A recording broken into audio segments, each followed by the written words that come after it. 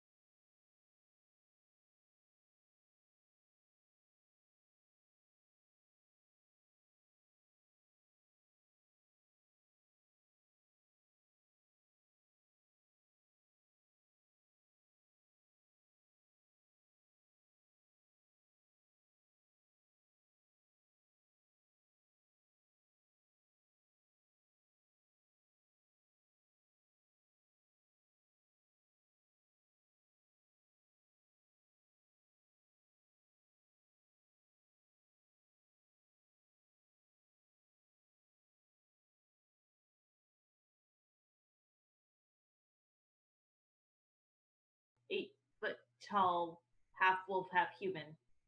Yep. That would be a little frightening. Yeah, and in these parts, they don't see wolfkin very often, so absolutely. They do see dwarves more often, but there hasn't really been traveling weather for a while, so you haven't seen any other dwarves come through for a while there, Fidon. Okay.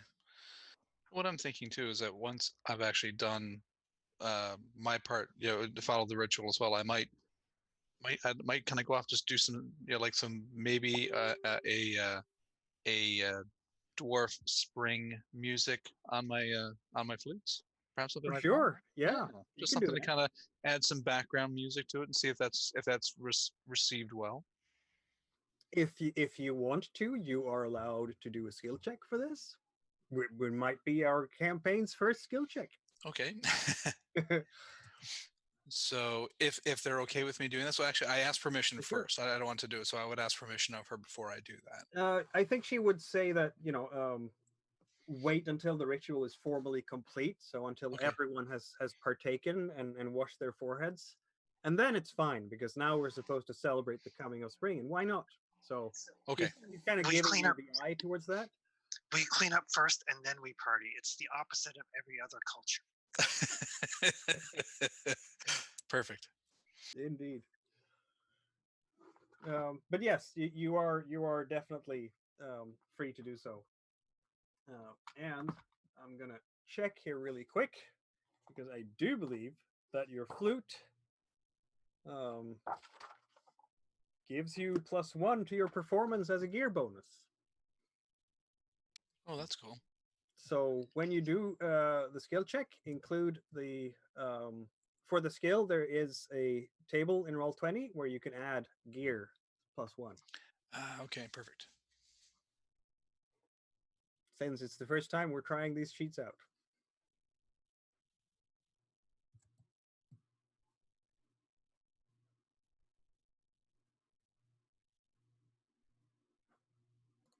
But I'll roll that after the ritual is done. I won't Yeah, do for sure. The performance no, yet.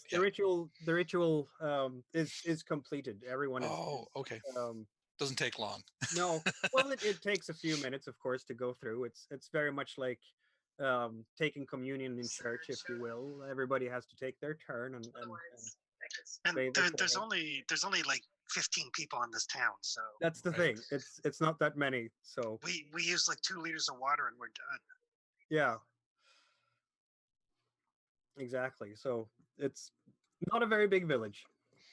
Okay, perfect. So actually, I'll just do a roll here. Sure. All right. And because more successes is not going to give you any particular advantage in this, you will not be able to push this roll. And pushing the roll, for those of you who don't know, would mean that you could re-roll any die, die that does not have a skull or the crossed swords. And if you do that, the skulls will hurt you or your equipment. So that's one of those things. But it also generates you willpower. So that's something to keep in mind for the future, because you don't have any at the moment. You start at 0. So you start playing on your flute. Everybody seems to be enjoying it quite a lot. And yeah, this is the time when people start to sort of talk to each other. You can hear the spirits are up. They're relaxed now. Who would Bring have considered to be your informal leader? That's going to be Fidon, right? Given your very high empathy. That's certainly not me. Since you are busy playing on your flute, you will talk to whomever happens to have the second highest empathy, which will be, in fact, Marita. I think it's Marita. Yes, it is. Oh. So, wise one in training. Yeah. I understand that you're thinking of leaving us soon. I would like to. I have to pay off some of the townspeople here were kind enough to let me stay on credit. So I feel like I should make good on that before we leave. So there's that. So we'll at least be around until I get my debts paid off. Of course. It has been nice having you here. More people with more hands and some nice music and helping out with bandaging the wounded is always welcome in this place. Oh, definitely, and we're happy to help. But we do really. Fidan, I think, wants to explore more of the world, and we would be remiss if we let him do that without us. Yes, you're. And he sort of looks towards, well, both Marita and maybe not Brennar as much, but certainly the others in the group. Yes, you're young and spoiled. In my day, we couldn't go explore, could we? No. And then he looks towards the kids and just, they hardly even remember the blood mist, I say. They have it much better than I was young. Winters then were harsh, I tell you. Which Brennar will remember, I'm sure. Well, Brennar probably remembers the time before the blood mists. No, he does not, in fact. I understand that he was there because he's like totally ancient. So let Marita keep this notion. That's right. He is old. He is older than dirt. He is older than dirt.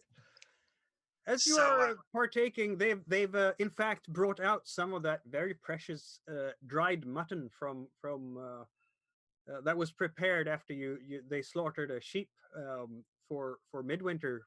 So now they bring that out. It's almost the last of the dried mutton. They smoked dried mutton that they had prepared. But it's a feast, so it's really the time to partake of it. And as everybody's sitting there and having a bit of a meal, there is in fact a stranger walking into this area. There's been, you can basically tell this person has been rowed across, because you do have a ferryman, someone who's standing by to get people across the river. He's been coming up from the south, and he's a human. He's middle-aged, 40s maybe. Used to have, shall we say,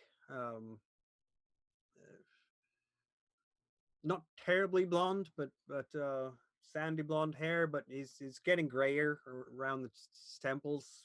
Big, very nicely combed out hair, beard.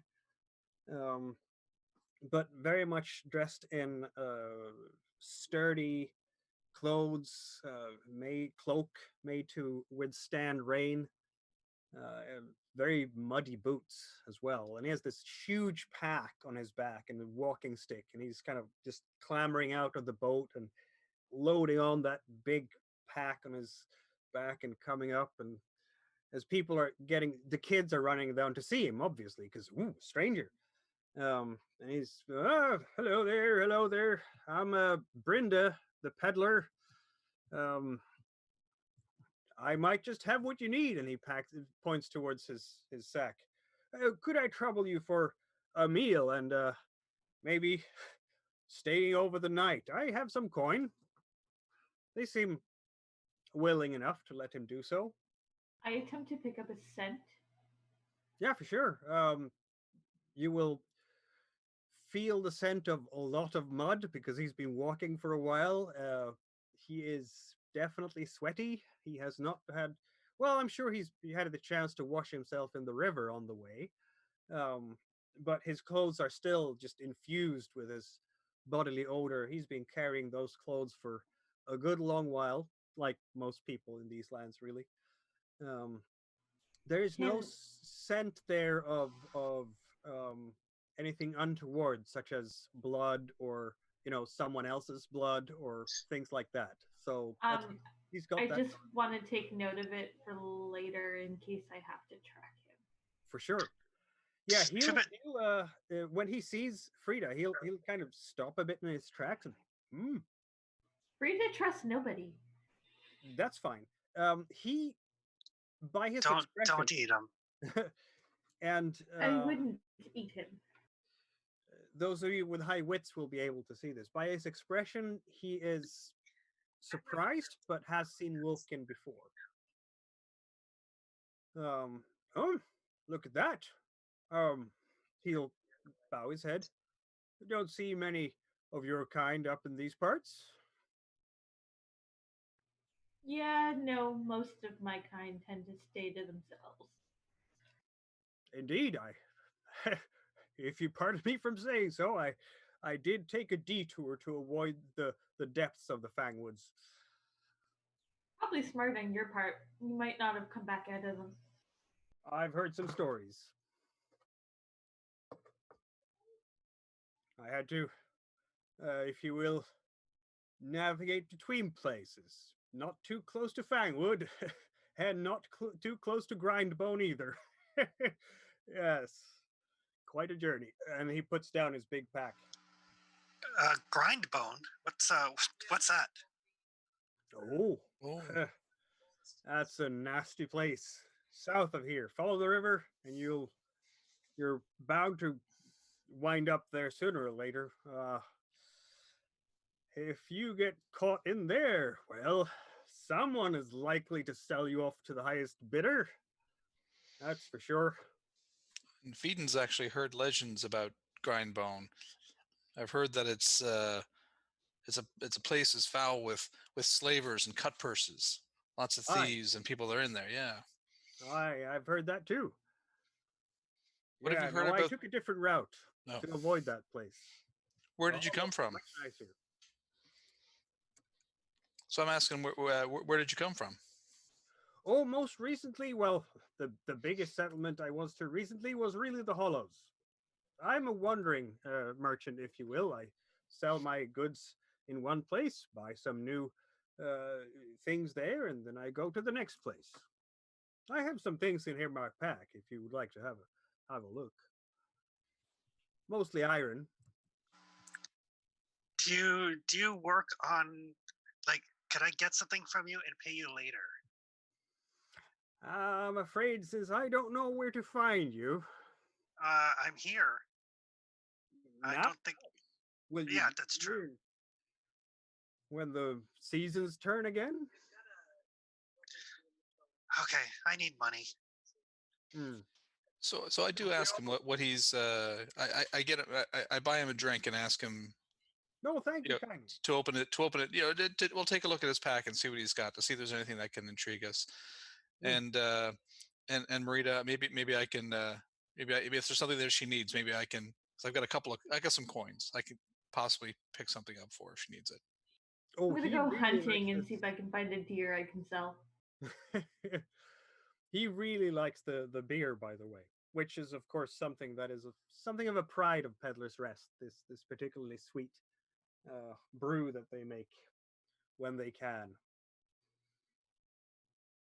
and they have opened. It's maybe not the last barrel, but it's kind of getting there because of course you had winter, so they've opened one of these barrels just for this feast.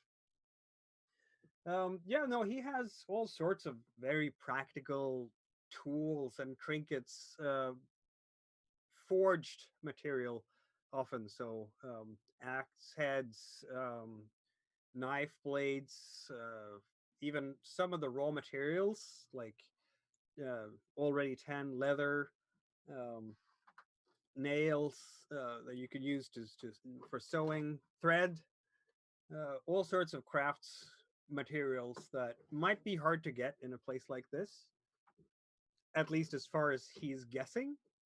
And Oh, this thread. How would that hold up? Say if you were to stitch a wound closed. I haven't really thought of that, says the battler. Um, your guess is as good as mine, but it's good enough for clothes. That's for sure. Isn't silk thread best for that? Yeah, but really, I'll take whatever. I mean, odds are I'm going to be stitching you up. What do you prefer?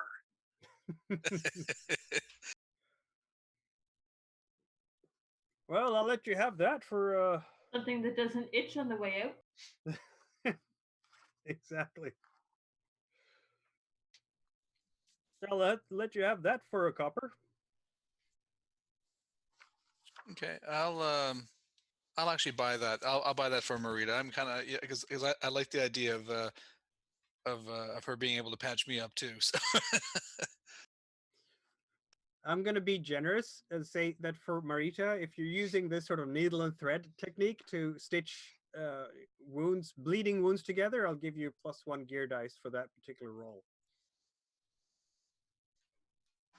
Cool. I will write it down with my bandages. Indeed.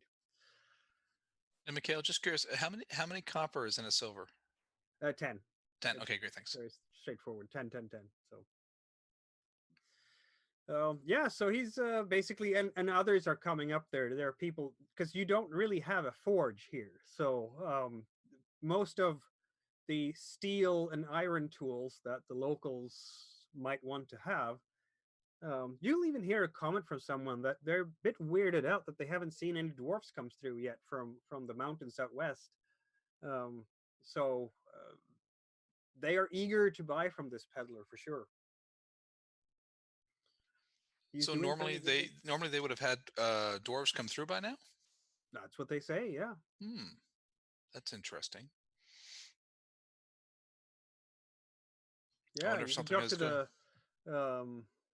The shepherd, I suppose. She's the militia sergeant's partner, and she'll say, for sure, yes, yes, sir.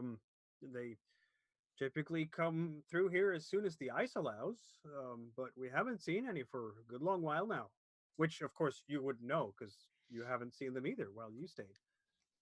No, they at least the previous seasons they did. I hope nothing is amiss in the mountains. Are there any other of the kin that haven't come by that you normally would see? Not really. Okay. That's the only guests that we could expect to see. Maybe some crew dwarfs from up north might come down here, but we haven't seen them yet. Don't know why. Okay. Which mountains would the dwarves have been coming from there? Oh, I filled out the mountains. There we go. Well, they come out from the west. Those mountains that are just north of Foylenmark. It's really just across down the river, across the lake, and then they're just about here. At least that's what they say. I've never been in those parts myself.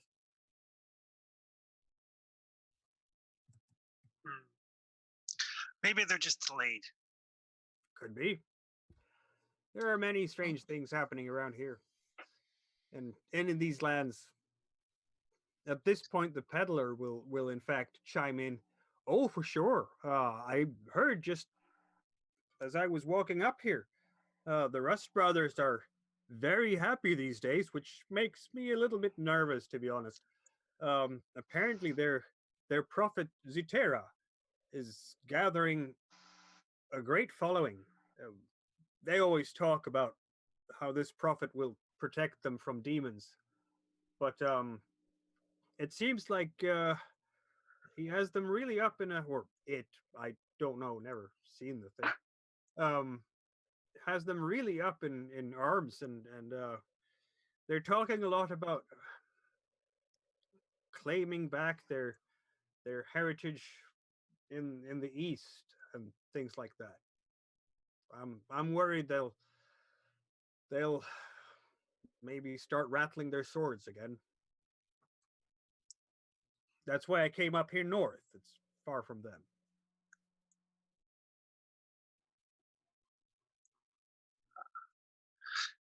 Right. So There might be a place we could go. We could go west maybe when we leave here at some point and check out and see what could be going on that way. There was a small river fort that I had passed about a half a day's march from here, where we could go and check that out, and as a kind of a waypoint before we go on. Yeah, I mean, there's got to be something out there other than this village. I mean, no offense, it's a lovely village and all 15 of the people, but there has to be something more out there. Well, as I said, I'm fairly certain I'm proof that there's something more out there. yeah. Well, I've done quite a bit of traveling there, and we could head west. There is the Fort Riverstone. It's a little bigger than Peddler's Rest. We could go there once we take care of Marita's debts, and and it's mostly islanders and halflings there. But we could at least go and get some news and some gossip, see what's going on. Give me a day or two to hunt and a day or two to prepare the meat, and I can take care of Marita's debt. Yeah, no, Brenda is just kind of listening in, but he's also paying attention to the village customers that he has right now. Well, at the very least, it'd be nice just to get out of the village for a little bit now that the weather allows us to. So even if we strike out towards the fort and see what we find along the way. I mean, I'm sure we'll traveling. And I'm sure we'll find some animals along the way that we can maybe butcher and sell back to the people here in this town. I mean, repay them for their kindness, and not at all try to make some coin out of it. And how much does do we have an idea what the debts are that you have for there, Marita? I don't think it's any more than like a couple of silver. Sounds reasonable. But I haven't kept really accurate track. Well, so I'm itching to be traveling. Now, one of the things that they did tell me from Fort Riverstone was that we would need to be inside before dark because they do have a bit of a goblin problem. But so we could leave. But I'd be willing to pay your debts here, and then you could pay me back over time, or once you heal my wounds and stuff. I'm sure that we'd be fine with that. I do have some silver that I could do that with. Goblins are tastier, so I've heard. They're what? Did you say tasty? So I've heard. Yeah, let's find out. I'm pretty sure. I don't know. Are goblins? I've never even seen a goblin. What is a goblin? Small little humanoid thing. I've seen them in my travels. Oh, so and a bit of a pest, says Brenda. So like a halfling, but less hairier and more ugly, and more thieving. Well, let's not go, saying thieving is a bad thing, but we don't eat halflings, so we shouldn't eat goblins either. I never said I've eaten one. I said so I've heard. I've been told. Whiners are supposed to be have good healing properties, at least, says Brenda. Whiners, not goblins.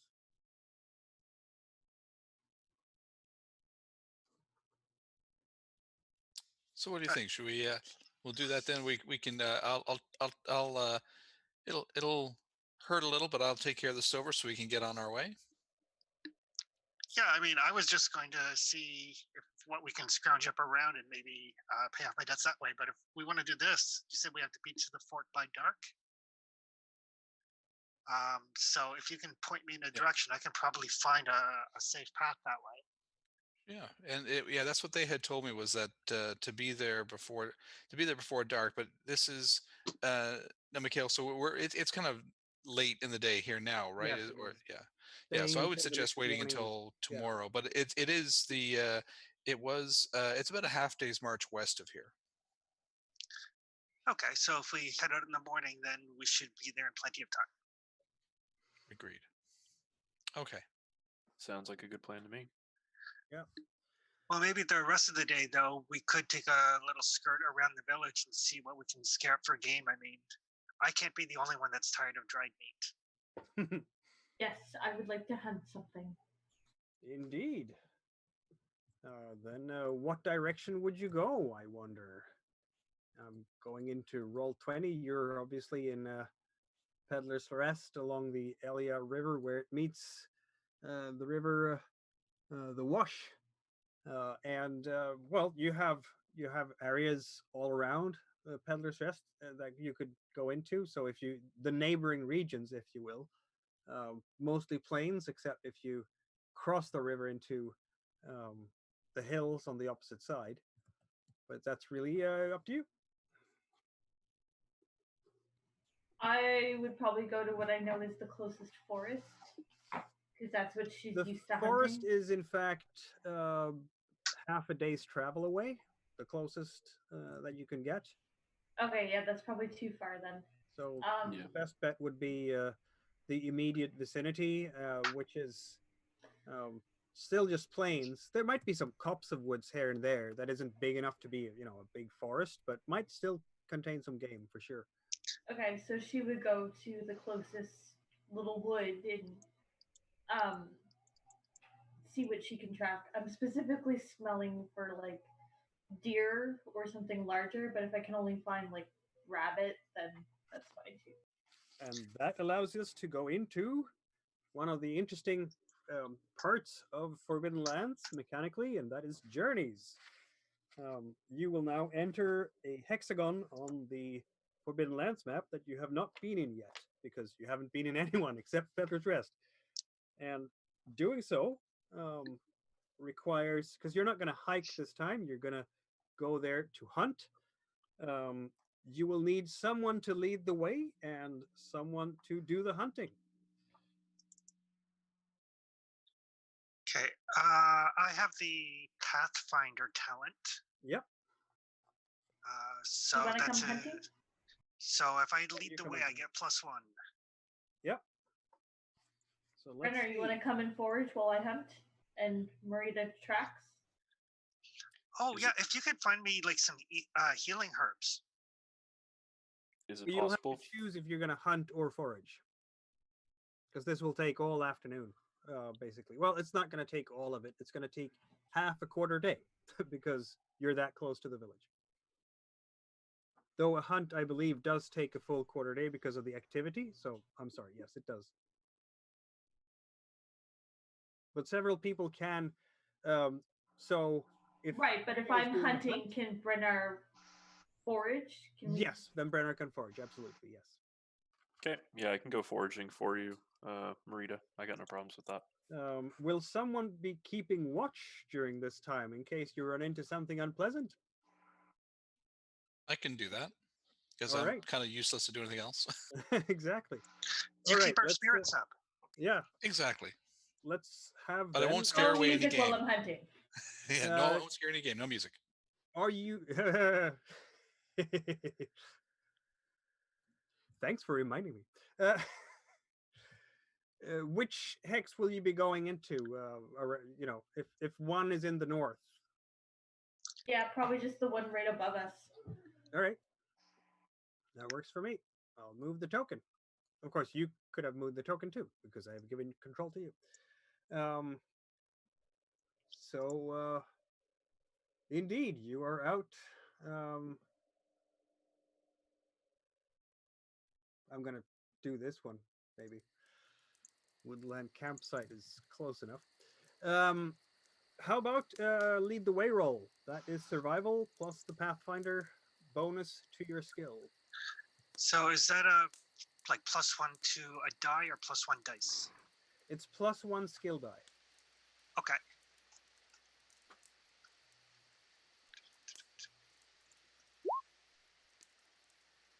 That does not look terribly good.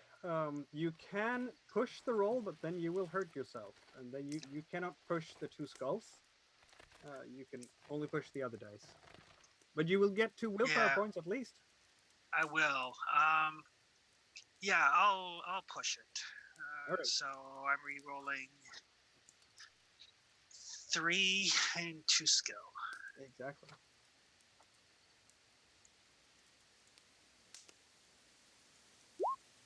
There we go. 3 Oof. successes. Excellent. That gains you 2 willpower points, as when you're moving into this unfamiliar territory, you're getting really frustrated by this whole exercise, kind of thrown around by the landmarks, where just not enough landmarks for you. You get a bit confused by it, but eventually you will manage to There get used everyone. to be trees here. What the heck? Exactly. And that also means that you now have only 3 dice for wits until you have taken a rest and recuperated Yep. that damage. But you do manage to avoid any mishaps on the way. And then I will, in fact, ask Fidan to keep watch, which is done by rolling scouting. Okay.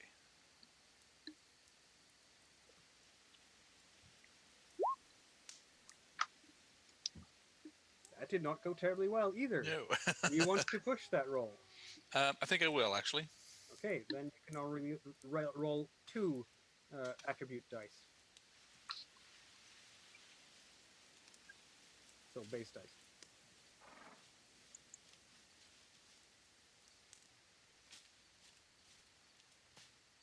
Actually, if I press that push button, it doesn't do anything. Is that correct? Okay, just roll two base dice. That we know what's happening.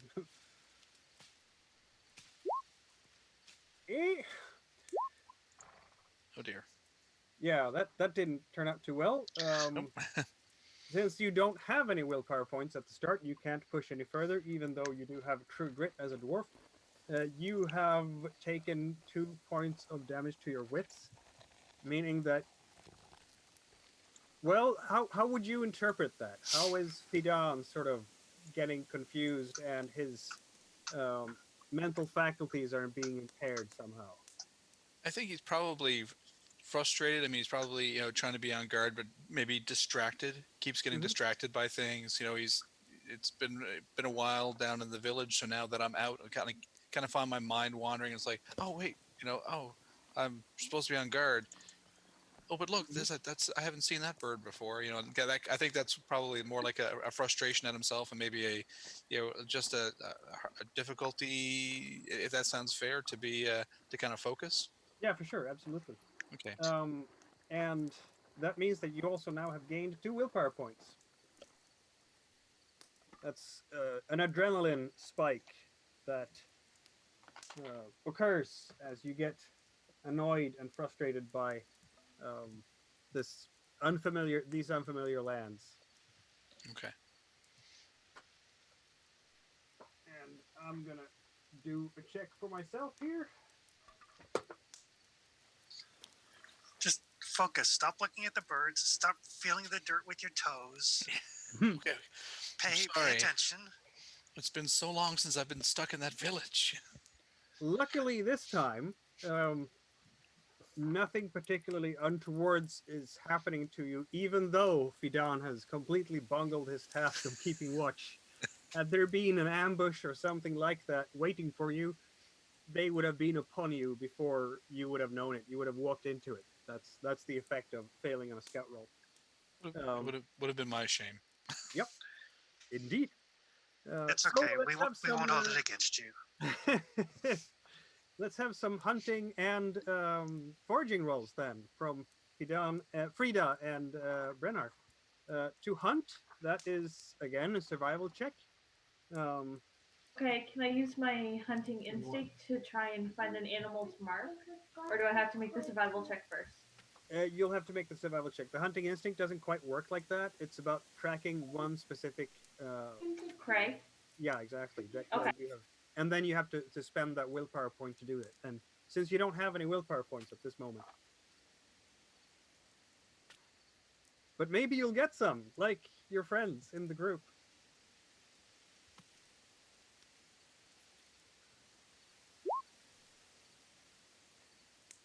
Okay. Again, do you want to push this roll? You can roll both dice again because you didn't get any skulls or. I will push. Okay. I do survival and then push. Yep.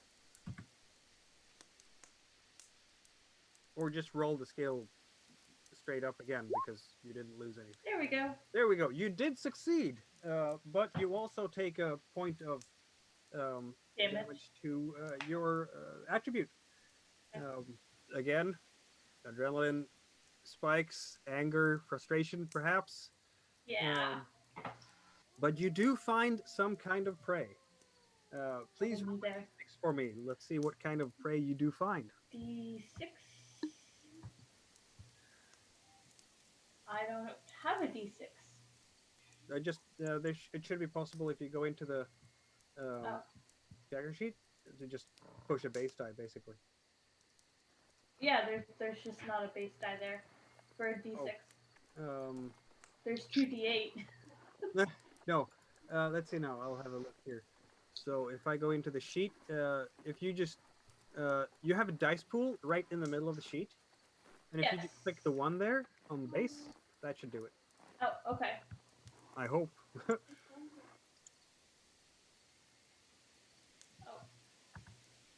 That? Maybe? Did it? No, that didn't do the thing. Okay, I can try it from my end. Sorry. That's fine.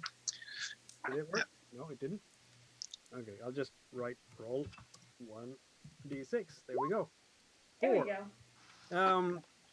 So, what you find, in fact, is a fox. Yep.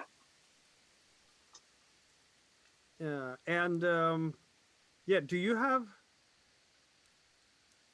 you don't happen to... Have you borrowed maybe a bow or something from the village? They will certainly let you borrow one if you want. Or maybe some hunting equipment, because that can help. Snares? Or we can say I borrowed a bow. Yep, okay. I've got a snare you can borrow. Okay. Yep. I will use Marita's snare. Okay, roll for marksmanship. Okay. Oh, yeah. Either a snare or you have to decide if you're going to use a snare or a bow.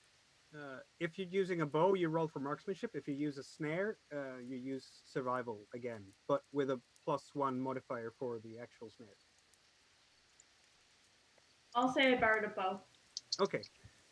You'll have, and this goes for both tools, you'll have a -1 on your skill because it's a fox, kind of hard to catch that way. That means 1 less skill point towards that. Do you want to push it? That's only 4 attribute dice then. Sure.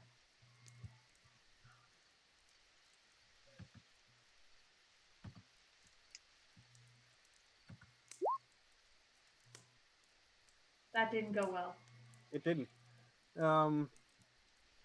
Okay. I'm not good with the bow. You will miss the fox for sure. You take, since technically you rolled 5 dice instead of 4, I'm going to be nice and say that you take 2 points, unless you want to take the full 3 points of damage to your agility. You get 3 willpower for all 3 points, so that's a thing.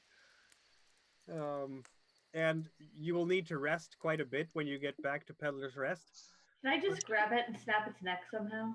It's a bit faster than you. I'm bigger than it. And it will not stay still.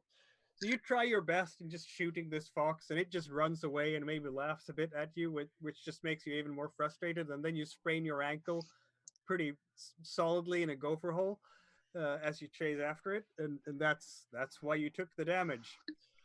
I will try very hard not to laugh. Raynar will be laughing.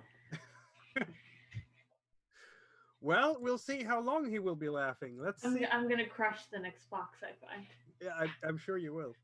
So you decide if you want to have 2 points of damage to your agility or 3.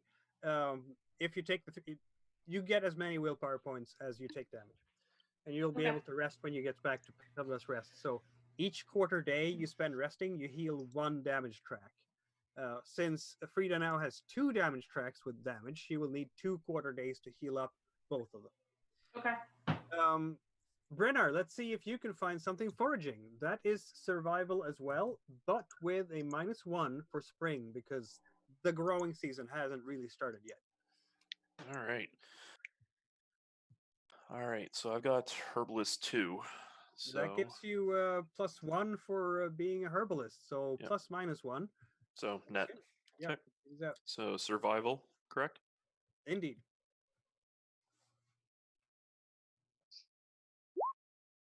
There we go. You have succeeded in finding 1 vegetable or edible something. If you want to push the roll, that's allowed in this case because each success will give you 1 more edible um, plant, a root, what have you. But you can only roll then 1 attribute and 1 skill die because the other 3 there showed skulls and crossed swords. Yeah, I'll just probably at least take something back to camp. This is your opportunity to get 2 willpower points. As a sorcerer, you will need them. Yeah, sure. So I'm gonna go ahead and push it then. Yeah. So 1 attribute die and 1 skill die.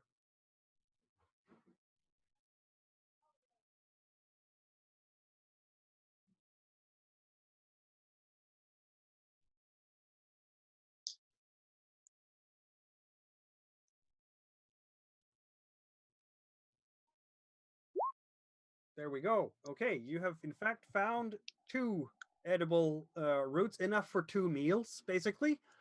So that's more success than Frida had. But you also have taken 2 points of damage to the attribute and gotten 2 willpower points from that adrenaline spike. Perfect. So after this quarter day of interesting little mishaps out in the fields, you can see far to the north the edge of the forest. And yeah, it's been a really frustrating afternoon. I'm going to say, add to your miseries, I'm going to say that it's been dribbling one of those chilly spring rains that is going to make, down the line, going to make everything very emerald green and lovely. But right now just feels annoying and reminds you more of winter than the coming summer. So when you return to Peddler's Rest, you're cold, wet, miserable, tired. You have all either you're tired in your head, you can't think straight, or you have sprained your ankle, and bit of a limp. It's just not been the best afternoon after such a nice feast that you had when you set out, and all you have to show for it is basically 2 potatoes. A carrot. yeah, a few carrots. A fox We got are away. we are not cut out for being adventurers. No. We are. I mean, I like adventuring, but I tend to like my adventuring when I can go from village to village. Speak for yourselves.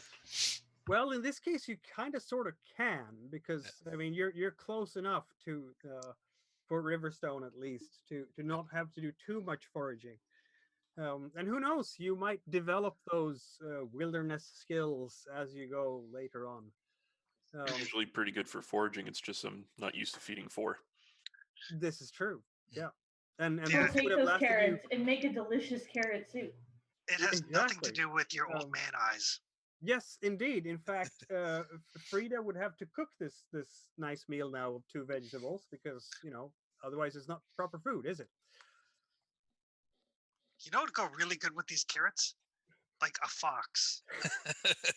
A fox would have been great. Yeah, some meat in with this stew would be great. Bite me. Is there when we get back to Peddler's Rest, is the peddler still there? Yes, he is. Brenda, he doesn't happen to have any like beef jerky or something on him, does he? He does have some beef jerky in his pack. Yeah, he had to have something to chew on while he was going. Is he willing to part with some that I'd be willing to, Trade him a carrot. Yes, you can do that. Yeah, why not? But we only have 2 carrots. Exactly. Or he could sell you it if it's enough to make food on. Yeah. Does Otherwise, he? he'll just be nice and give you a little bit for spicing up the meal, if you will. I'm just looking for something so that a little bit of meat, a little bit of something. I want to make sure that Frida feels good too. She needs a little bit of meat. She does need some meat. She does meat. Yeah. So yeah, so does he have enough that I can get some for the soup? Maybe for a copper or two. For a copper or two. Okay. How about I'll try to persuade. I'll do a copper, 1 copper, and persuade him. Maybe. I'll turn on the charm. Hey, I'd love to. First carrots of the season. Yeah, you know what? exactly. Given just how charismatic Fidan is, he'll unless you want to do a contest, of course. Well, if it's okay, I mean, if he'll take the 1 copper, I'll take I'll just do that rather than risk it. Yeah, no, he'll give you he'll give you some for a copper. Yeah, for sure. It's not Okay, a full perfect. meal. It's just complementing the meal you already have. There we go. You'll be fine with that. Yeah. And that means, of course, yes, you do need to eat and drink today. Are you going to take of any of your consumables or of the things that you've just scrounged up? For Brennar, the loot of the fields would have been good enough for 2 days, but now there's 4 of you, so it's going to be good enough for half a day, basically. So 2 of you will not have to roll for consumables. The others will either have to trust to the good-hearted nature of the villagers or use your own foods as you want. In this case, the villagers are very nice, so they will, in fact, it's the feast day. Of course, they will allow you to eat and drink here. Oh, good. In the meantime, while they're doing that, I'll get. Oh, sorry, Jess, I can't remember your character's name. Frida. Frida. I'll get Frida to kind of prop her leg up on one of the chairs, and I'll take a look at that ankle. For sure, that's a healing roll. And I won't be very gentle about it too. It'll be like, oh, the poor wolfie got its paw stuck in the gopher hole chasing a fox.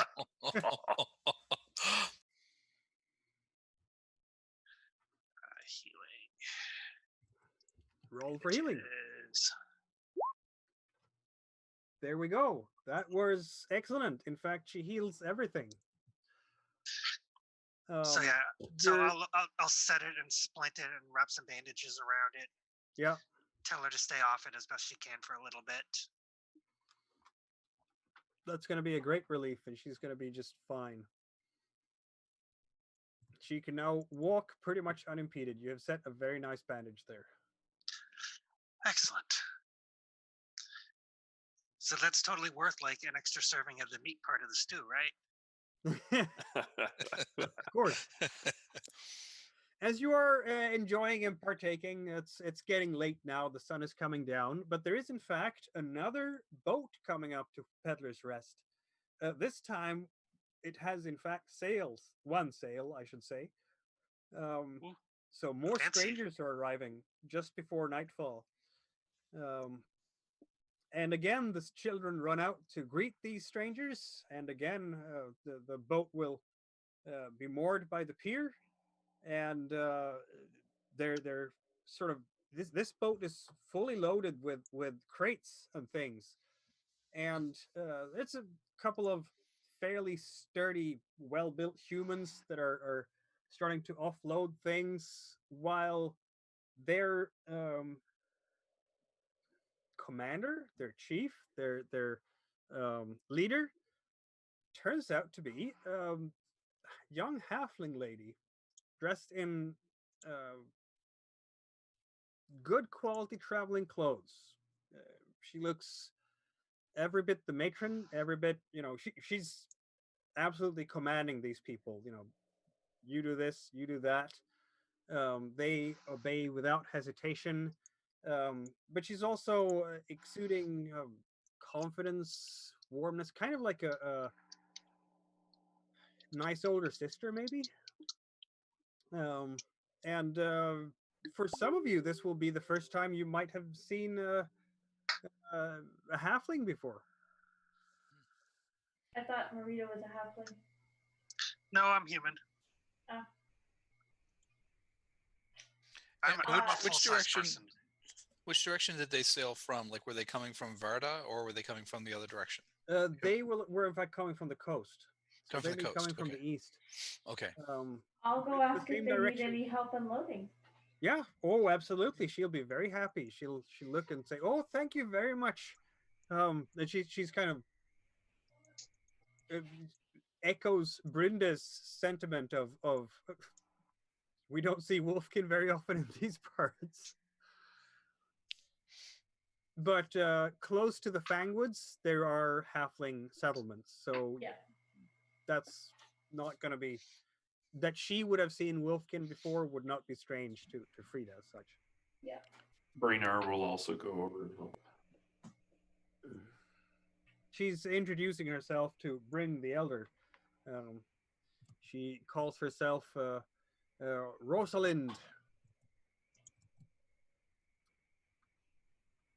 Rosalind Deepwell. I'm just gonna help myself to like any stew or soup that may have been left while these people went off to be magnanimous. Thank you very much indeed, she says. She's very courteous. And she is she's a trader as well. Yes. Okay. Yes, she is. But obviously on a bit of a bigger scale than Brenda. Yeah, seems like it. Yeah, as she's talking to Bring, apparently she hopes to meet with trading dwarves to buy some of their iron, basically, and bring back, because that seems to be very high quality ore, as far as she can tell. That's what she hears anyway. I asked her where how long she's planning on staying and where her next stop is. Oh, I haven't quite decided yet. I wanted to see what the river was like a bit upriver. I might go down south from here, or I might, because I was expecting to find dwarves here. That's what I was told. Yeah, we were told that they've not come down from the west like they were supposed to around this time of year. I guess it's something is amiss, perhaps. Is Bodgar around? Brinda, you mean? No, Bodgar, the dwarf that looks for the he runs like a trading house, merchants, that sort of thing. Bodgar is not, in fact, in Peddler's Rest. Oh, okay then. That'll teach me for reading the World Anvil stuff. I tried to update that properly. Oh, gotcha. For some reason, Okay. it didn't take. I'm going to do that now. Okay. I had originally sketched him to be in Peddler's Rest, and then I changed my mind. Okay. Then yes, it did not update. All right. Then he's not here. All right. That's correct. I wonder if there's a reason why the dwarves, like everybody's expecting them.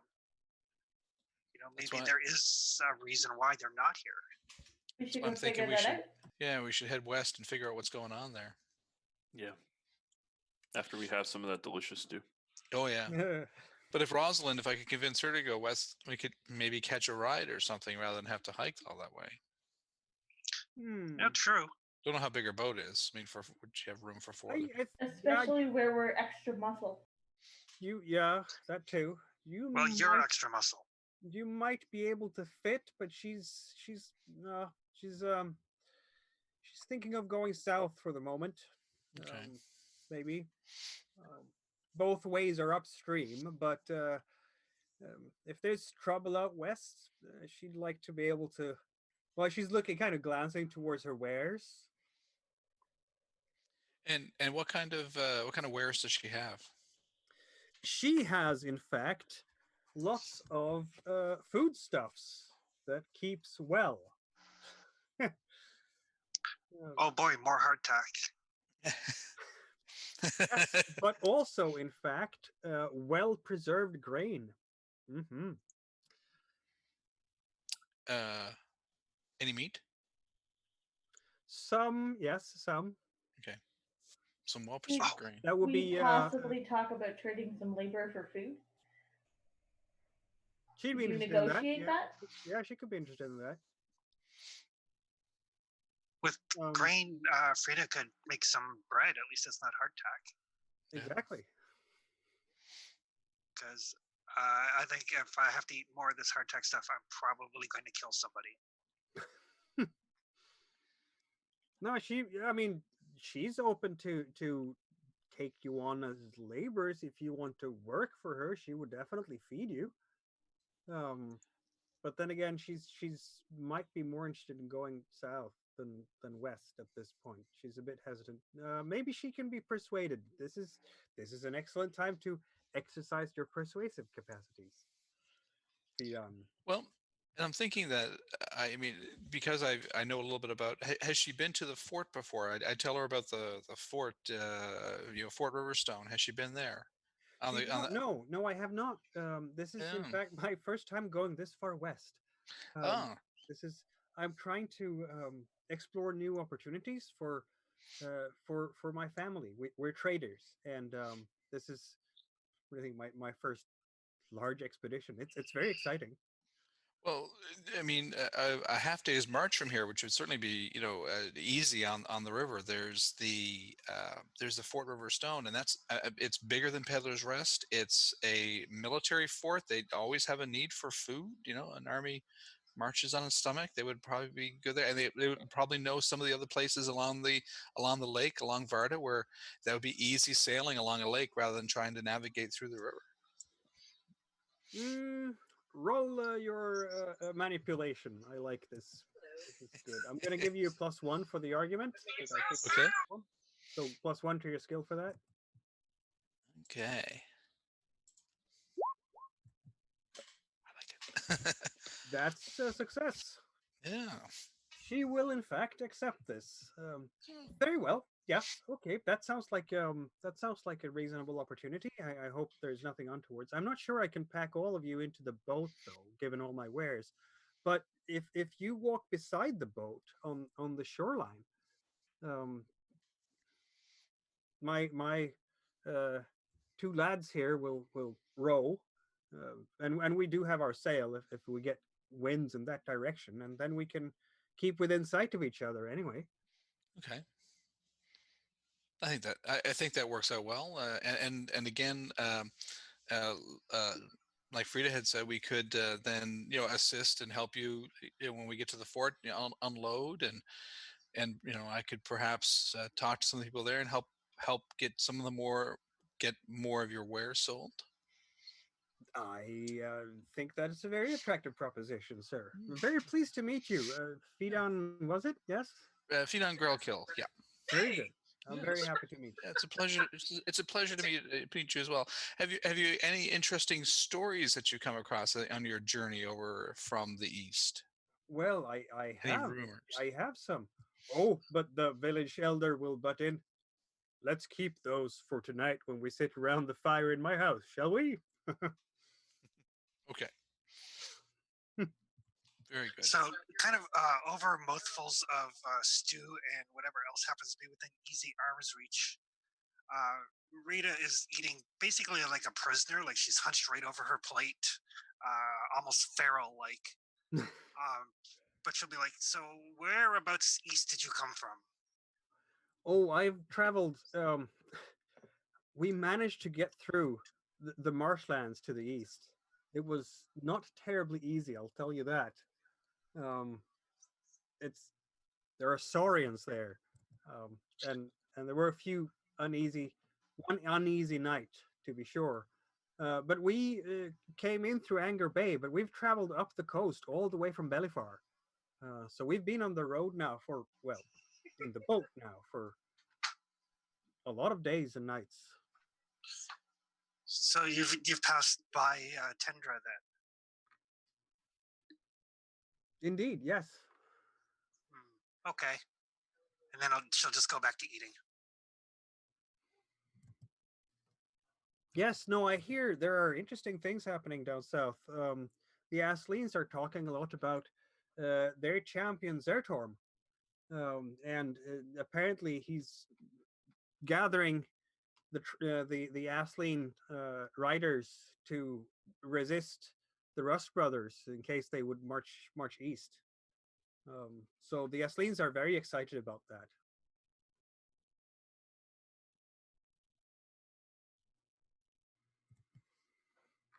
I guess that you will all be gathering in Bring's little clay house, which is going to be very crowded with all of you and the two peddlers and their retinues for the night.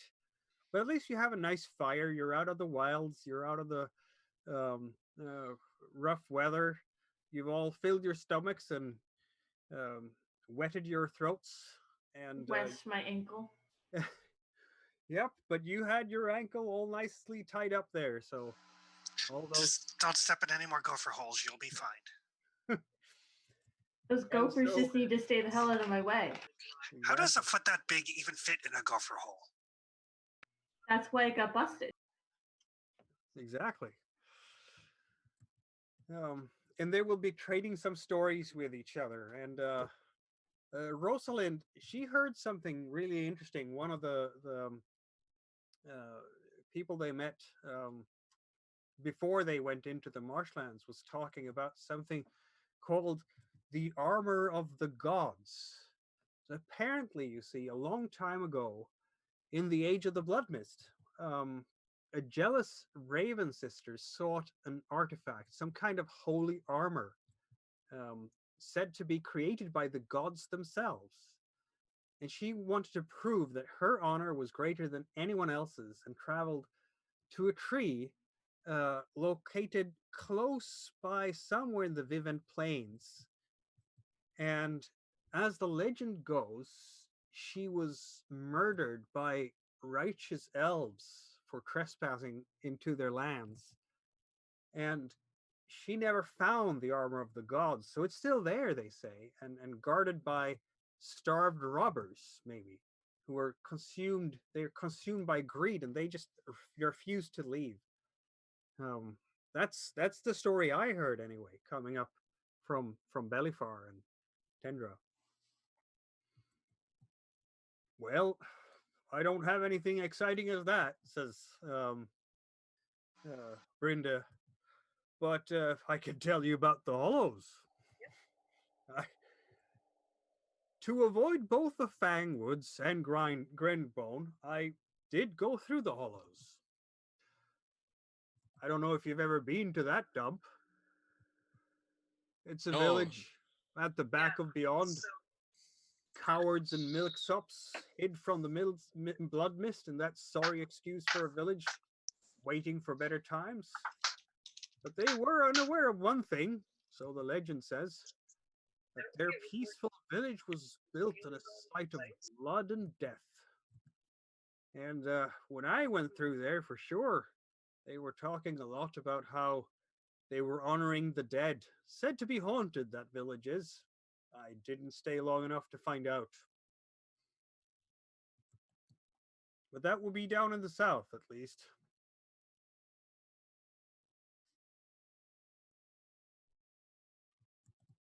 So people hunkering down from the blood mist in a tiny little village built on blood and suffering.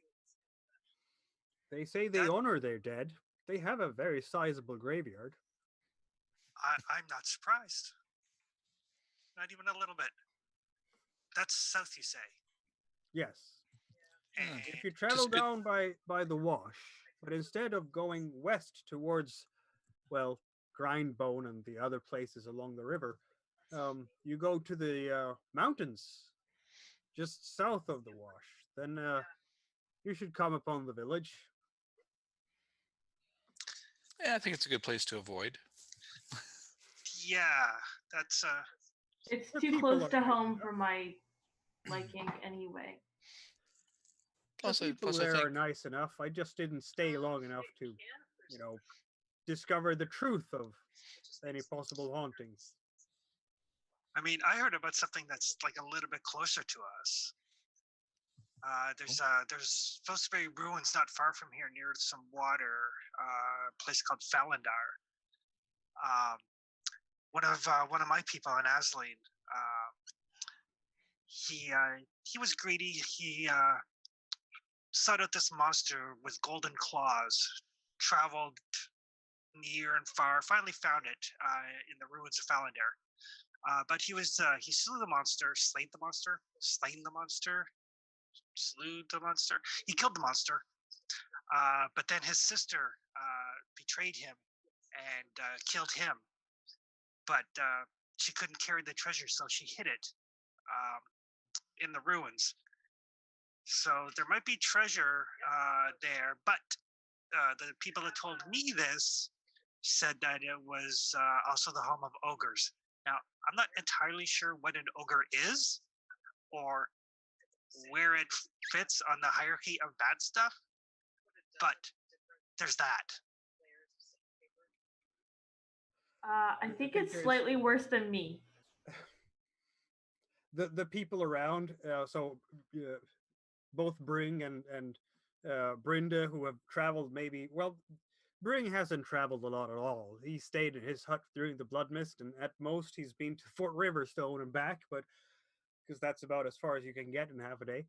But yeah, he will nod and say that ogres. Well, I've heard about those, and Brynda will certainly say that I haven't seen one, but they're supposed to be terrifying. Large, at least as large as Frida here.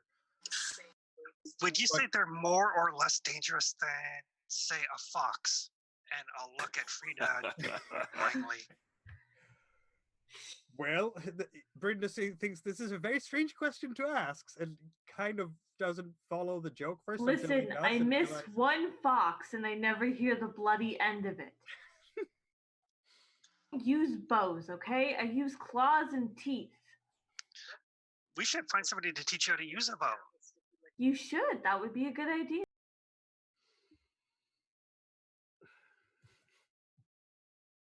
What's really funny is I have marksmanship on my damn sheet, too. Maybe we can get you a spear. Might be better. Might be more useful. Would it be better? I don't know. Well, does Rosalind have a spear? Excuse me. Or at least spearheads? Spearhead. Actually, that's something that maybe Brynda is carrying in his pack, because that's. But you would have to roll crafting to create a spear. If you can get the spearheads, I might be able to make it. Yep. I kind of sidle over to Brendan just to find out if he has one of those. If he has a spearhead. Yeah.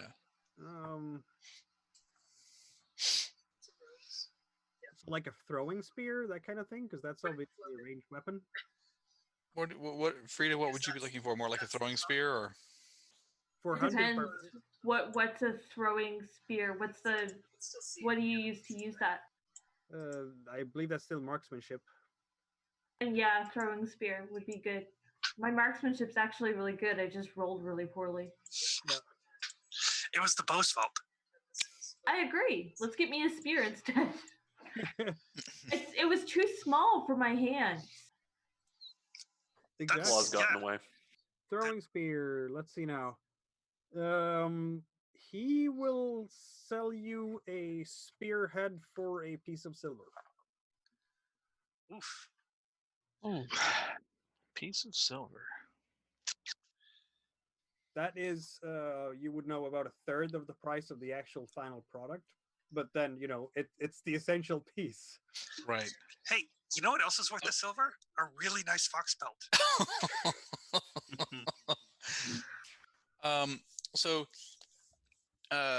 Marina, you're lucky I like you. You know that, right?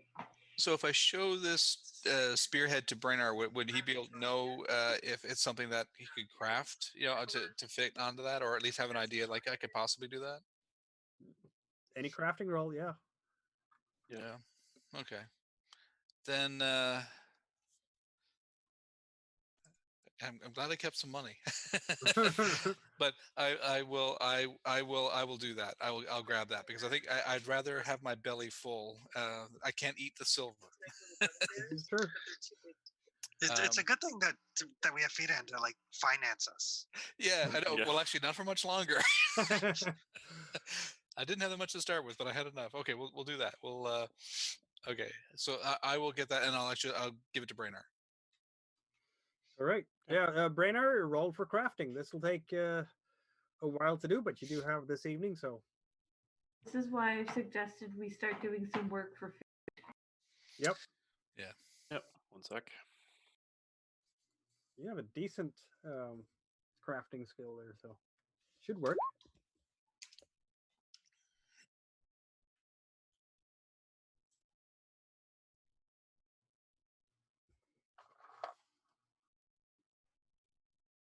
There we go. This is crafting completed. You now have a throwing spear. Come back with the throwing spear made. Yep. And I'll add it to my inventory. Exactly. Just like when you were a kid. I would think you probably need the stats for that. Or do you have Yes, those available? please. Okay. Throwing spear. That's a ranged weapon. And it gives you +2 bonus, in fact. So the max, when you're looking at your sheets, it's the max that they start with. And if you damage your weapons during using them, your bonus will go down. So it's good to know what the max was. So the max for a throwing spear is 2, and it's right now it has a +2. But if it gets damaged during a fight, for instance, it might go down to +1. So then you know how far up it can go. How much damage does it do? It does a 1 point of damage in basic. And the range is in fact short. Okay. So that's how that works. Which means that you can throw it about 20-ish meters or so. If I remember correctly, I think it's the base damage and then any extra success you get add to the damage. Yeah. So when I'm using that, am I adding my strength to throw it? No, it's no, that's marksmanship, you said. marksmanship. So, yeah, it's marksmanship. So it's dex and marksmanship. And the first 6 makes sure that you do that base damage. Yeah. And then the second 6 and beyond adds even more damage. Okay, that makes sense. Or potentially stunts. I mean, in some combats, you might want to just maim an opponent, like nail their arm to the wall so they can't move or things like that. So that wouldn't do extra damage, but it creates these specific stunts or effects that allows you to maybe help out in other ways. Hopefully this fits her hands a little bit better. Maybe. So yeah, you have that nice evening around the fire in Brink's house. Tell these stories to each other. Did anyone else want to share a story? My stories give nightmares. I will definitely share. I mean, it's what I do. Indeed. So I will share a story. I'm trying to think. Do I have a story to? Let me just make one up. I'm trying to think if there's somewhere that I had been or something that I had heard about. I share some stories, some kind of general stories about my travels. I mean, I've been because I've been traveling for quite a bit. I tell tales of the the people that I've met and the good food that I've eaten at other places, with the non-stew food that I've had. And the you being a minstrel, of course, you're going to captivate an audience pretty soon, and the whatever children that might have been able to snuck into this, because of course they're strangers, we want to hear stories from afar, they will be absolutely hanging on your every word as you bring out the eloquence like no one else in this group can. You find the words to describe radiant sunshine, amazing sunsets, horrifying monsters lurking in the woods that make everybody jump a bit when you do that jump scare thing. Exactly. And I think at this point too, I'll probably even sneak my Bowern out, just have like a little bit of background music with a little little drum going a little bit, exactly. There will in fact be a crowd sort of outside listening to you. And you will all in fact be invited to have another draught of beer or several, because he is entertaining you, and they will appreciate that and pay him duly as the minstrel he is. This is why he funds us. Yes, exactly. And it's a good evening in Peddler's Rest. Very cozy, very, it's like you're invited to their homes. They're very hospitable to you. Let's hope it's not the last such evening you get to experience in the Forbidden Lands. We're going to have some But good... it may be. So to make a long story short, you have a nice good night sleeping in Bring's clay hut for the last time. You now heal up any damages on 1 damage track that you might have taken. In fact, in 2 damage tracks, because it's long enough time before the next morning. So you're nice and freshly rested. I have a question for those of us that are suffering some confusion damage. Does Fidan's performance help us get rid of any extra? Well, I mean, for the purpose of the mechanics, I'm not sure. I'll improvise something. If he rolls a good performance, I can give you an empathy point back. It's actually my wits that's damaged. Yeah, I don't think it would apply to that. Yeah, my food will do that eventually.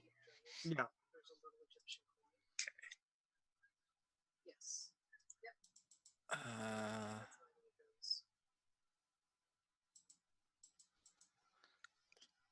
Is there something specific that you needed to have? So you needed your wits, and that won't be healed up through your through rest. I will be heal healed up by the some rest. of it. Okay.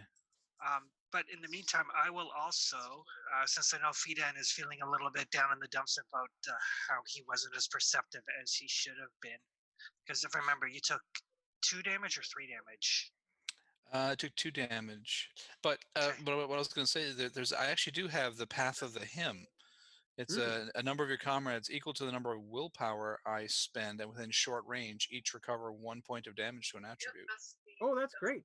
Yeah. Yeah, that would. So yes, it's the talents that would do it, not just the performance as such. Yeah. But I will remind you that since you will get your wits back by sleeping, there's no particular reason for you to spend your willpower points right now. Oh, okay. But we heal 1 or 2 overnight. You heal the entire track, 1 track completely. Oh, I misunderstood. I thought it was 1 damage. Nope, it's the entire track, but only the 1 track. Except if you are an elf, in which case you can spend a willpower point to heal all tracks completely for 1 quarter day's rest. They heal faster than anyone else. Okay, that answers my second question then, because I was gonna use a spell to heal up Fidan, but if we can heal overnight, then I won't have to worry about it. Right. Correct. Perfect. So a new day dawns, and it's not raining anymore. It's a bit windy, maybe, but it's north of +10 degrees centigrade. It's a good day to travel. Excellent. I'm hungry. What's for breakfast? Hardtack. I am easily motivated by food. Sue me. Yeah, it's hardtack and possibly some jerky. Yeah. I am not that motivated. Maybe some porridge. Yeah, because they could possibly buy some grain from Rosalind and make porridge from that. They do have cows here, a few cows, so they can use that to supplement the morning. And if we're helping out Rosalind, then we could possibly get some, maybe have some meal provided, a breakfast meal, maybe eat with the crew. Indeed. Yeah, okay. Yeah, she will. Yes, she will consider you her hirelings and do that for sure. If they have cows, could I have made some like cheeses or anything like that? Sure. Yeah, you could have done that. Yeah.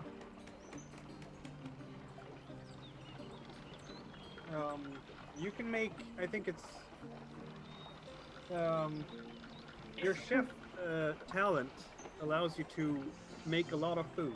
If I have access to a kitchen, I can make 12 portions. Yep. You have access to a kitchen. Well, if you're going to make cheese, then I will do my job, and I will go and milk the cows. And I will make some Okay. cheese. Yep. All right. So you're going to spend a quarter day before you leave? Yeah, I think You'll getting still ready. be able to get to Yeah. Fort Riverstone before nightfall. Okay, Yeah. because we definitely want to do that. I will make some cheese and breads. Excellent. So you can actually, in fact, make 12 food, is what it is. If you have enough milk. Let's see. You do have a pasture. This is, in fact, what you can do when you get your own stronghold one day. You can build these things for your stronghold, like have your own cows and things like that.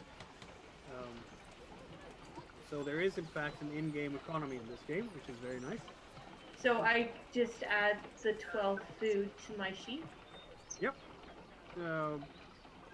Exactly. That's provided that you're taking milk from every cow. But I suppose the villagers will allow you to do that to thank you for, as a hospitable parting gift. They will allow you to do that, which means that you have 12 food that's going to be enough for you to eat for 3 days in this group. Well, I had 8 before that, so it gives me up to 20. So you had your D8, which is a different thing. And I told me to roll when I built my sheet, and I got an 8. No, that's not how it works. So how it works is you have a consumable die. So when you're out in the wild, instead of keeping track of every meal, you roll a D8, and if you roll a 1 or a 2, you have less food, and now you have a D6 food. Oh, Roll 1 or okay. 2 on that, you're out of food. So that's a way to have slightly less micromanagement of food, but then you can Okay. come up by hunting and foraging and doing just this. So now you have 12 units of food before you get to your own consumables. So you already have, you're not going to starve today or tomorrow because you have those consumables. Okay. But in, a week from now, who knows? So Okay. it's not a bad thing to bring that fresh cheese and all those things and eat those things first, for sure. We're just super tired of hardtack. Yes, for sure. Fresh If cheese and bread will make people happy. Yep. Yes. Except for the fox. Except for the fox. Rosalind will show herself to be slightly bit impatient with this delay, but she's trying to do business with the villagers while you're doing this, so she'll not be too impatient, and she's never impolite. She's selling off some grain to the villagers because, of course, they don't have quite enough, and it hasn't really been growing season for a while. They're starting to sort of prepare the fields to starting to sow their fields, but they're very happy to get some halfling grain from down south so they can actually make some fresh bread soon. So she's doing good business with them while you're busy with your things. And so comes noon, which means that you can drink for free in the village. There's a well. Nobody's going to question if you take, your day's need of water from the well. And of those 12 units of food, you're going to eat 4 right now. So you have now 8 left. But that means that you don't have to eat any more food for the rest of the day. You're going to stave off your hunger. And I suppose that you're then off towards Fort Riverstone, in fact. Packing up your belongings, waving goodbye to the villagers. As you start along the riverbank,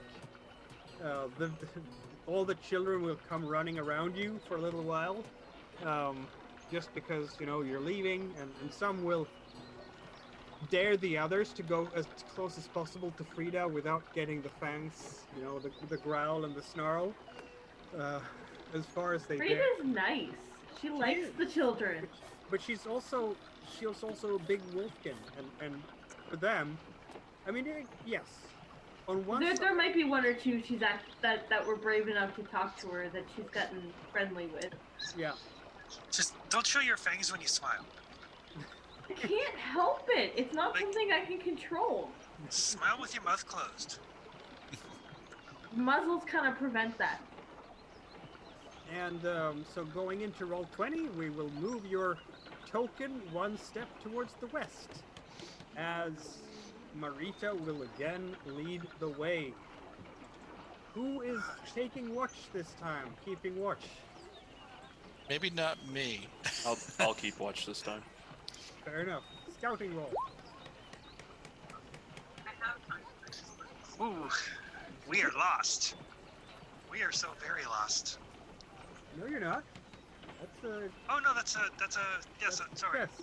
Yes, that's a Swords are a success. good We are sign. not lost. I thought we were lost. And Joshua has rolled a crafting, but not a scouting roll. So, okay, let's see if the scouting succeeds. It does not. Do you want to push the roll, sir? Yeah, I'll push it.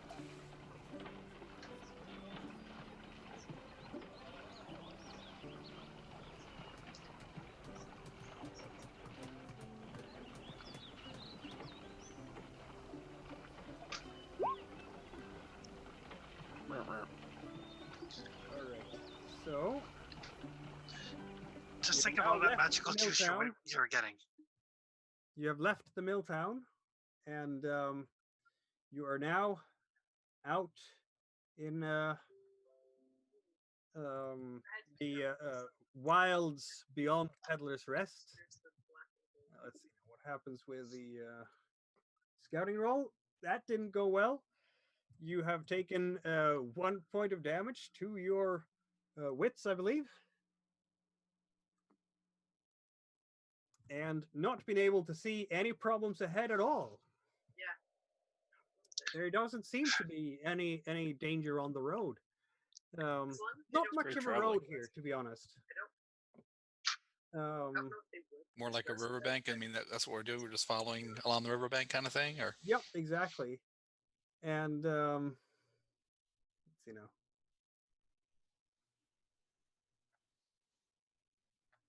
I need to find a good track for walking in the plains. Just too distracted by all the pretty flowers. Yeah.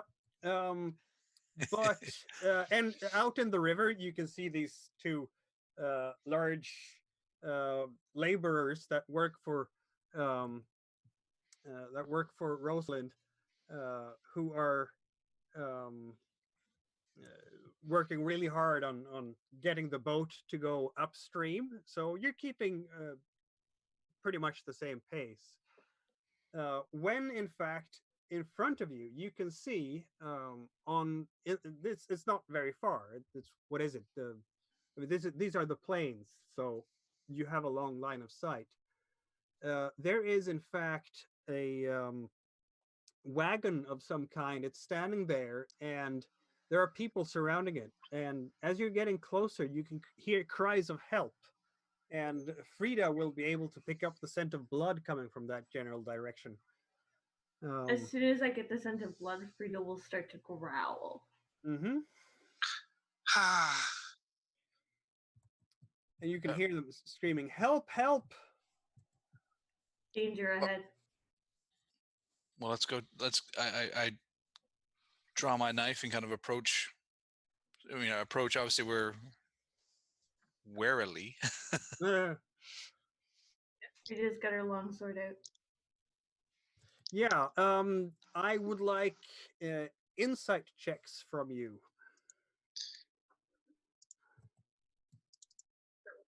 Insight. And I'm gonna allow, in fact. Yeah, go ahead. That's.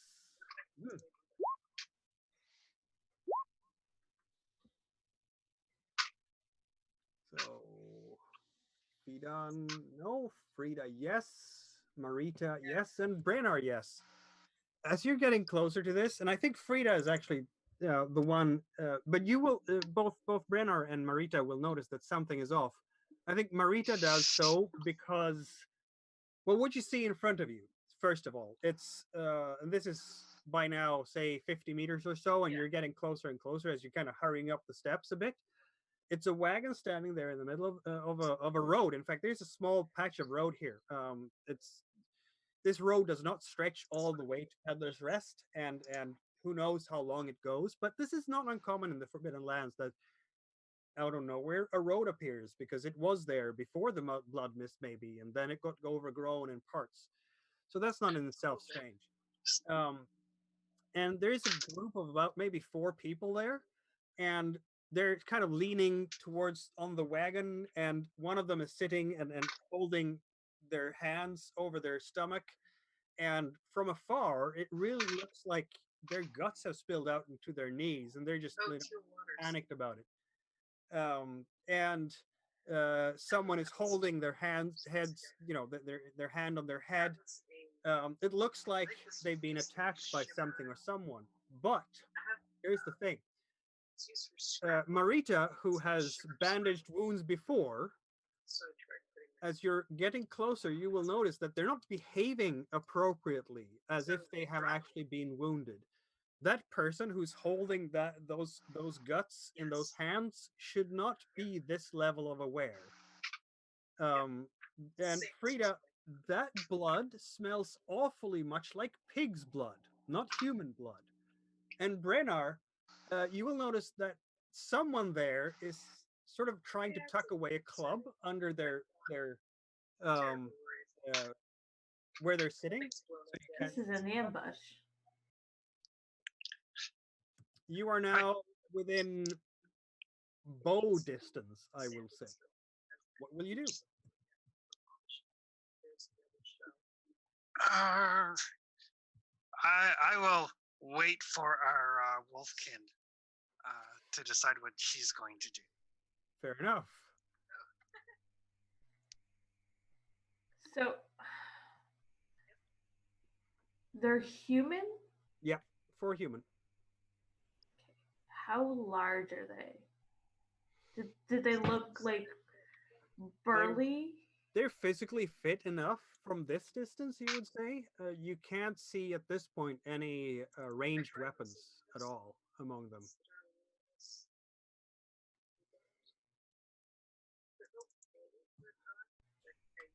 The blood smells wrong. This is definitely an ambush of some kind. Well, do we have? They probably spot us if we try to go around. Yeah, we can't go around. We'll have to go through. They've already seen us by now. If we've seen them, they've seen us. Are there any sort of threat to the river? I'm assuming not. No. No. No, they're trying to catch travelers unaware. Yeah. It's a classic, oh, I've been hit, help me, and then they stab you and steal your purse. Right. Joke's on them, I don't have one. I'm not sure if they'd be dumb enough to try it with me around, but there's no accounting for taste. You could always just kind of threaten them, before we even get close to them. I could let Marita get close, pretending to want to heal them, and then if they attack, I'm there to immediately rip their throats out. Or you could just say you're going to, and we tell them that we have the mighty wizard Brunner who's going to blow them up. And we'll see if we can make them run. Jokingly enough, Bremar gets out an oil lamp out of his backpack. Yeah. That would raise the power level by 1, I believe, yes? Yeah. Let's approach with caution, obviously. Yeah, you're approaching with caution. I will, in fact, take you to the roadside, if you will. Ooh, a map. There we go. They're basically sort of cluttered up here, these 4 people, and I'm going to put your tokens on the map as well. Yeah, there we go. Marita. Brennar. We have... I don't have Fidan's token here, so he'll just be this one. I don't know why I didn't get that, but we'll fix it for the next time. And we have who am I missing? I am missing Frida, of course. There we go. You can all move your tokens as you see fit. So, because I've given you control over that. And yeah, they are. They are definitely still sitting there and waiting for you guys. I guess I will approach first with my sword raised. But still stay out of melee. Sure. You can go as close as you would like, basically, on this map. They are waiting still. They haven't sprung any ambush or anything like that yet. If you want to, if Marita wants to try and fool them with a fake healing thing, you will have to roll a manipulation roll and get up close.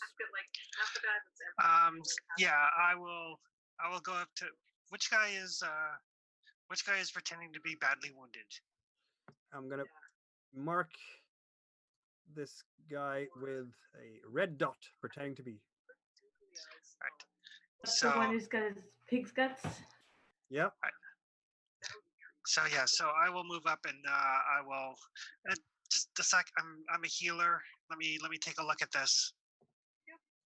All right. Let's roll some manipulation for that, I think. We'll stay very close to Marita.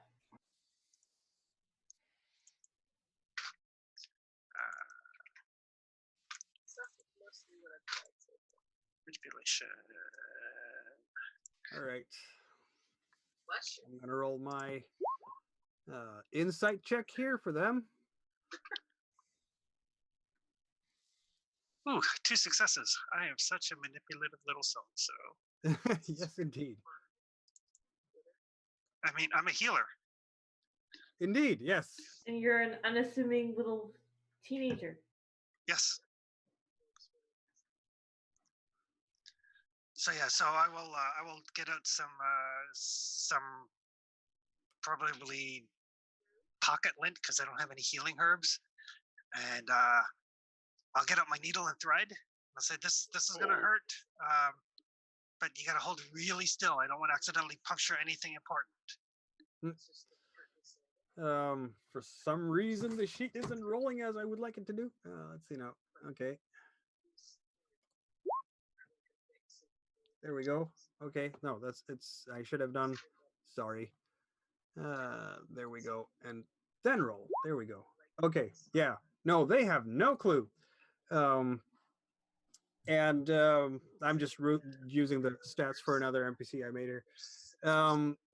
They have no clue that you're, in fact, fooling them completely. So since you're all on guard, you can see that as Marita is getting closer, they're getting ready to spring their ambush. And with that, I think it's time to draw some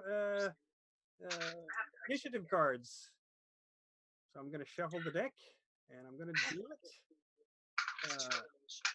to, let's see now, all players, I guess. I'll deal one to Jeremy here. And one to Joshua. And one to Marita. And one to Jessica. And then one to me. There we go. So what is the card now? I have a 2. I have a What 6. do you have? I have a 10. Okay. 4. I've got a 6. Okay, that means that they are in fact first, I believe. Nobody has a faster than a 2, right?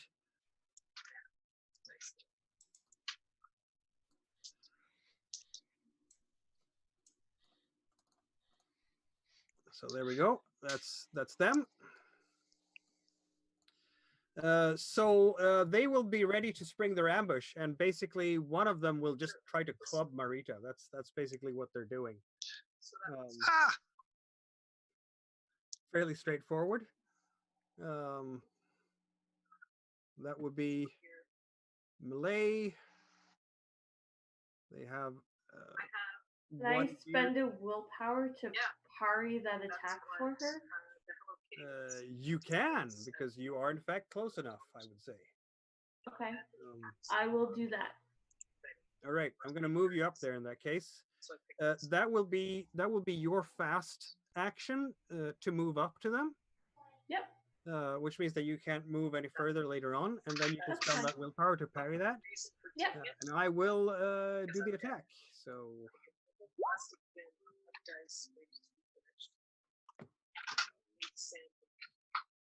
and I don't think you're going to have to, because oh, there we go.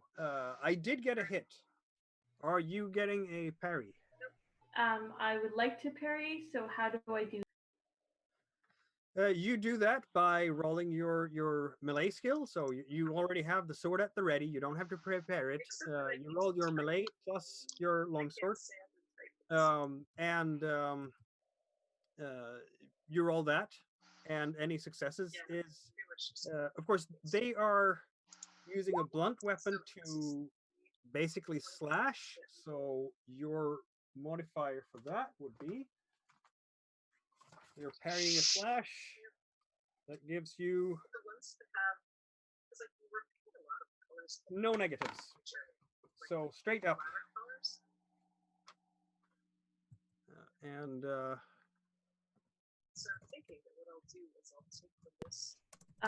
I don't think there's a six. I don't know how that works.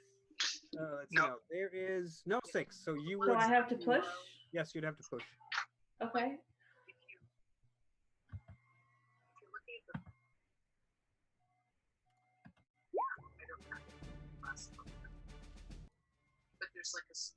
I did a thing. There we go. All right, you do succeed in parrying that attack. The Cool. thug in question brings out the club and swings it at Marita, but faster than lightning, Frida just blocks it with a blade. Of course, there is 3 more thugs, and they will also have a go. And the next one will, of course, then hit Frida, because she's big and scary, and oh my god, 8-foot wolfkin. So I will roll for that too, then. Okay. I guess you'll parry that one too. You do I have will. free parry as well. This is your Path of the Defender, working out very nicely for you. That is no success. Oh, so I'm good. So you I don't even have to parry that one. Exactly. He just misses. Yep. It swings at you, but since you're trying to defend Marita, I'm already moving out of the way. exactly. Okay. The other one here will move towards, in fact, Brennar, and this one is moving up here. Not quite close enough to engage yet, but you know what's Feedon gonna do? That's a good question, right? So. Well, I was going to. Yeah, we're not at you yet. Oh, okay, yep. They have fast moved, and they're gonna take a swing. Both of them. So the first attack goes on. Am I close enough to parry Finan? Can you do per willpower point? Yes. Okay, then you can do that. So yeah, that's the one against Fidan and the one against Brennar. I'm not close enough to Brennar. No, you're not. So let's see now. You don't even have to parry the one against Fidan, because that goes wide, and the other one does hit for potentially an extra point of damage against Brennar. Yeah, it's just not close enough. Running right at you. No, you're not close enough to that one. It just whacks you over the shoulder for a good 2 points of damage, because the club does 1 and then an extra 1 for that. So that was a good smack in the face or in the shoulder.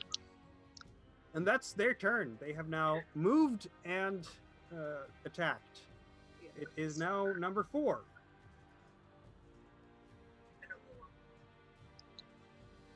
Who's I number think- 4? Which was me, I think.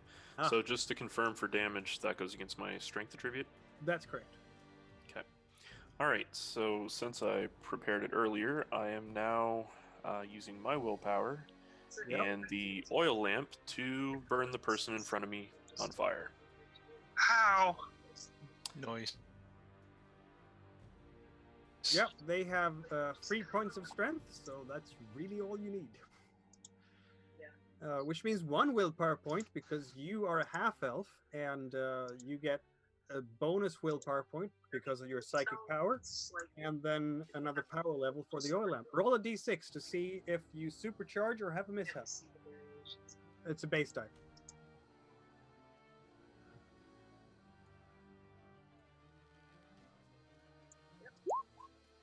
Okay, it does neither supercharge nor mishap. It's just 3 points of immolation damage.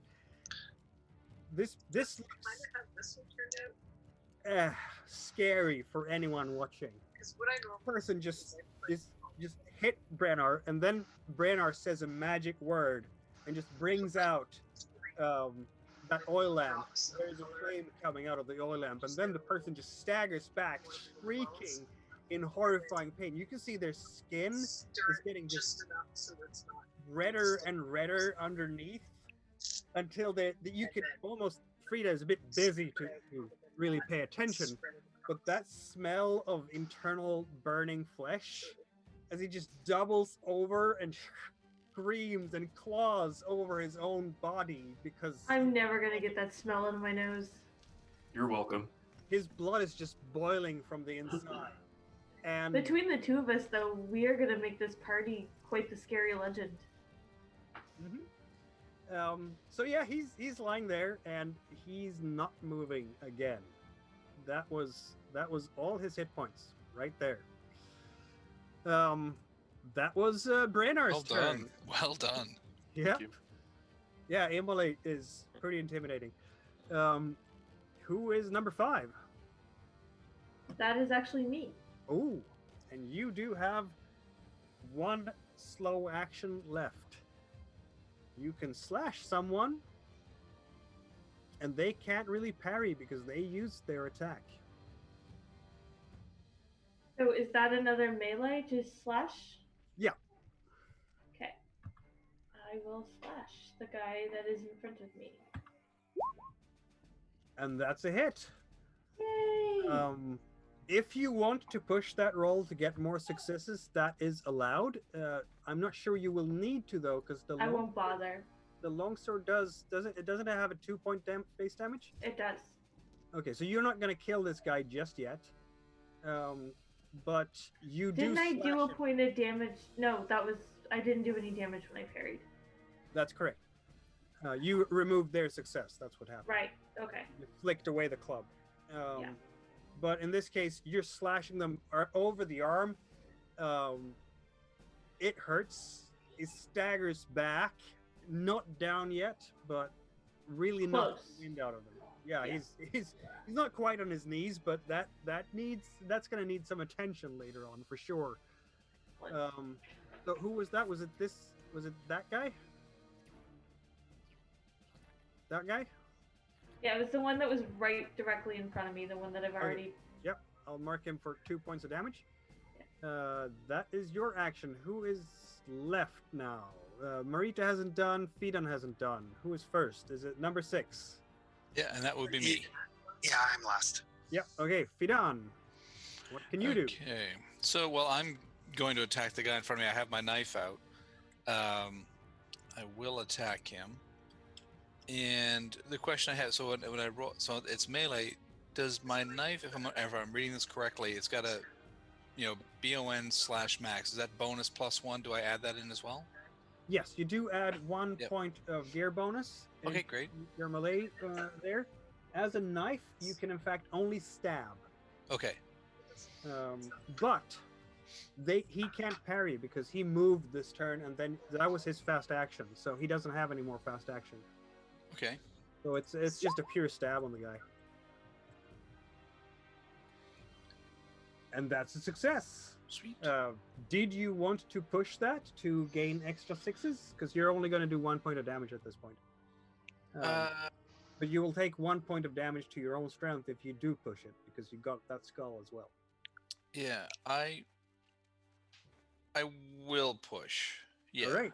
Then you can roll 2 base dice, 3 skill dice, and that's it, because you did have that success for your gear. So 5 dice in total. You're really trying to get it in there and wait. do some real hurt. Ignore my... No, ignore that, because I didn't roll the correct dice. That's correct. Sorry, I was trying to correct that. So sorry, so that was... I get... what was that again? I'm sorry, I get 2 base dice and 3 skill. Oh, right. There you go. Perfect. And do I get the... I still get the gear bonus as well? That was 6. So, there you go. Exactly. Yep. So you add another success to that. Sweet. But you have taken 1 point of damage to your strength, because that exertion, you hurt yourself. Maybe you're, in fact, as you're going in with a knife, you in fact get scraped by the club again across your face. Okay. But you do 2 points of damage to him as well. He is reeling backwards because you're stabbing him in the side where it really hurts. That is Marita's turn. Okay. So this guy that's in front of me. Yep. I am going to spend a willpower because humans are nothing if not adaptable. This is true. And knowing how to fix people means you know how to hurt them. So I am going to use healing instead of melee. That's a good rationale. Humans are nothing but adaptable. You know the right place to stab. Oh yes. I don't stab him. I'm like a dirty street fighter, so I literally probably just punch him square in the groin. Yep. Oh. That's pretty much what you get out of that. And if you don't push it, you don't take any damage yourself. No, I'm good. And that's the top of the round. They're not dead yet, but all of them have been damaged. One of them is lying on the ground and is out, probably dead. The others are terribly wounded and just realizing now that you are not the pushovers they expected. They saw some wanderers with staffs and one person with a sword. How hard can that be? Oh. I think they're in fact going to cut and run at this point. The person with the sword was a giant wolf. Yeah, this is true. This is a good point, but I guess they just, thought that they could gang up on the wolfkin, and how wrong were they? They're going to try to flee. So I'm going to roll for move for all of them, which is all that they can do to get out of range.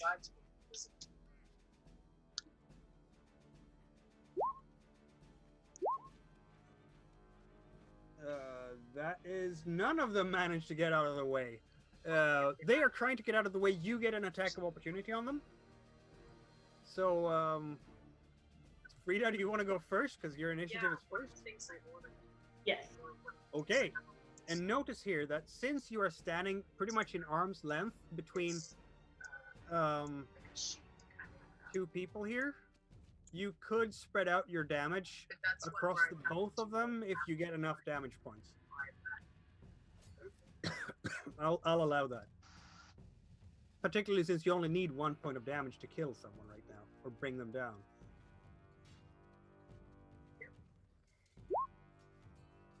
Oh! Oh! Wow, that's an epic roll. 3 successes, plus the 2 you do for your longsword. That's 4 points of damage. You know what? I've been forgetting my longsword bonus this entire time until I just realized it. Yeah. Why don't you describe how Frida dispatches 3 bad guys with 1 stroke? Since they're all standing around her, Frida's big thing is, I don't like violence until you've hit one of my friends.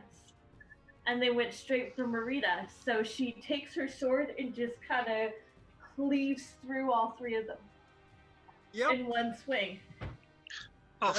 They're trying to get out of dodge, and you're not gonna let them. No, she's just like, nope, I'm done, and swings all the way through. Yeah, with a big like flourishing spin. You know, you chop down the one in front of you first, then the next one is just a couple of steps away, and you just slash them. Yeah, the sword never stops. She just swings all the way around. And just use that momentum as it goes through the air to pick up the next one as well. Yeah. And when all is said and done, there is 4 of them lying there on the ground. If you're interested in knowing how the critical injuries tables work, we can roll for that now, because it's going to tell you what's going to happen to you guys if you're ever exposed to this. But otherwise, I mean, the fight is over. It's done. They are no longer a threat. Yeah, nobody's gonna mess with the wolf kids. So, did you want to have a look at the critical injuries table since it's our first session? Sure. Yes. All Yes, right. please. I will bring up a sheet. Yep, that's how they get the slices. And do 1 base die and 1 skill die. It's really D66, but I'm gonna roll it 3 times.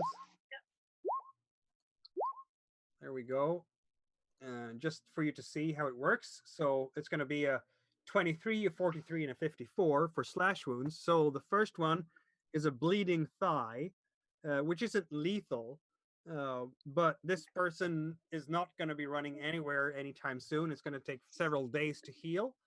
The second 43 is a punctured lung. You're just slashing across and through the ribs, as you know, nicking the lung as well. So that person will, in fact, die within days without medical care. D6 days without medical care. And the last one, a 54, you slash that person right through the gut. And this person who once pretended to have pig's guts in their knees now have their own intestines in their knees. That's karma. Yeah, and this is also lethal within a D6 hours. This is my first fighter, like my first time playing a tank, so I'm kind of excited that this is my first fight. Well, I mean, especially. And yeah, you did minced meat out of them, and that tells you. So basically, when you get a critical wound, if you roll a 43 on the crit table or above, it's a lethal wound.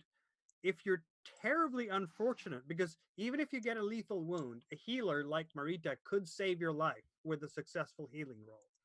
But if you roll a 65 or a 66, it's instant death. It's cleft skull or decapitation, and you're done at that point. I can't fix that. No. I can't fix that. But even with a 63 or a 64, which is the slit throat, you can, if you're there within a couple of turns and do that really, bandaging and stitching up the wound really fast, or possibly using your magic, you could save such a person. So that tells you that in this system, you get broken pretty fast, but you have to be kind of unlucky to actually die from a critical wound.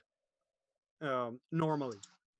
I did have, when I was playing Mutant Year Zero, which is running on the same engine, we did have a character who rolled a 66 on that first critical injury they ever had. And that was that for that character. Bad luck. So that can happen. But it gives you a sense for the system, at least. So there we are. You're standing there over these guys. You will notice that the wagon that they have with those 2 horses is in fact a covered cage with there's lots of chains inside. They want to try to save really us. Angry. Well, before we get too much further, Brainerd took a club to the side of the face here, I think. Yeah, Yep. he did. He has a nice shiner there. All right. So Question. I'm gonna. No. Quick question for the DM. Blood bond. Transferring attributes from something else to, does it have to be living? They do have to have some attribute points. and these guys are out. Yeah.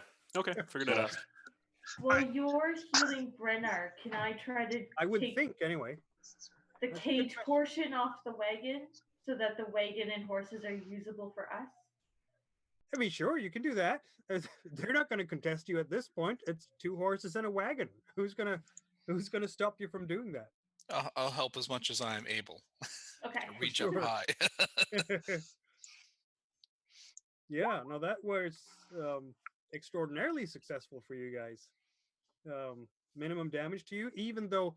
And another thing to note here: initiative really important because whoever swings first has a pretty decent chance of doing some damage. Okay, old man, you're just gonna have to walk this off. Okay. The party per willpower is also super useful. Yeah, no, that really helped. You really did your path of the defender here. I may not be able to hunt a fox, but I can take a hit.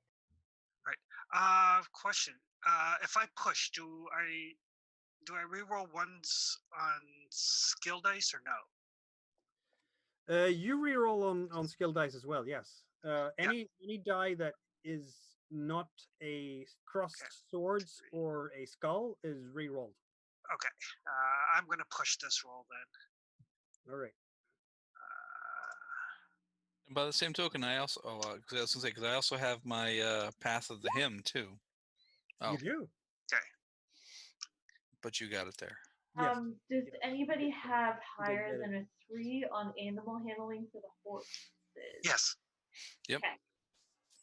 Also, I will let you guys take care of that then. Marita, remember your extra willpower point that you just gained? Yep. I'm just looking at my damage here. That's 3 damage. Yeah, you healed 2 damage from that. So I healed 2, but I got 3 ones. no, wait, you got 1 skull. The Right. ones that you get from skill dice do not count. Right. Just skulls. So you got 1 willpower point and 1 point of damage to your end. Excellent. That's so much better. Yes, it is. Yeah, with that, Brainard is in fact healed. I'm guessing Marita has maybe some soothing ointment in her pack as well that will help relieve the pain a bit. It's like a mild analgesic Exactly. sort of thing. It's not at all addictive. All he needs. You will notice out by the river that Rosalind and the boat is coming in because they saw some commotion. But of course, by the time they get to shore, it's all over. It's okay. We got this. Yeah, clearly, she will be. You dealt with that very handily, I have to say. I'm very impressed. Look here, boys, you can learn something from these. Frida, I am very impressed by your skills here. Thank you. Look at them. I think she's looking at the wagon. Are they slavers? I think they were, yeah. They look to be.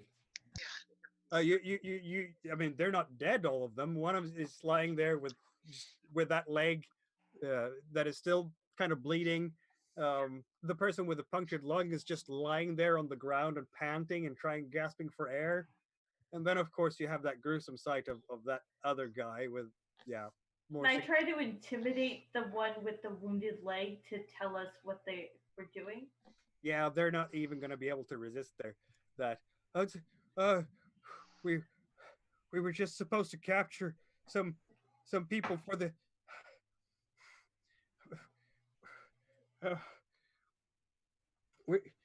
Keep talking. Grindbone. We were gonna sell you in Grindbone.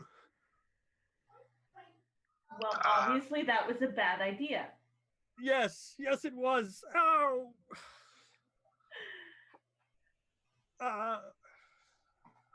Guess you won't be going to south of the river from here. Maybe they're not next going time in. you shouldn't try to hit teenage girls.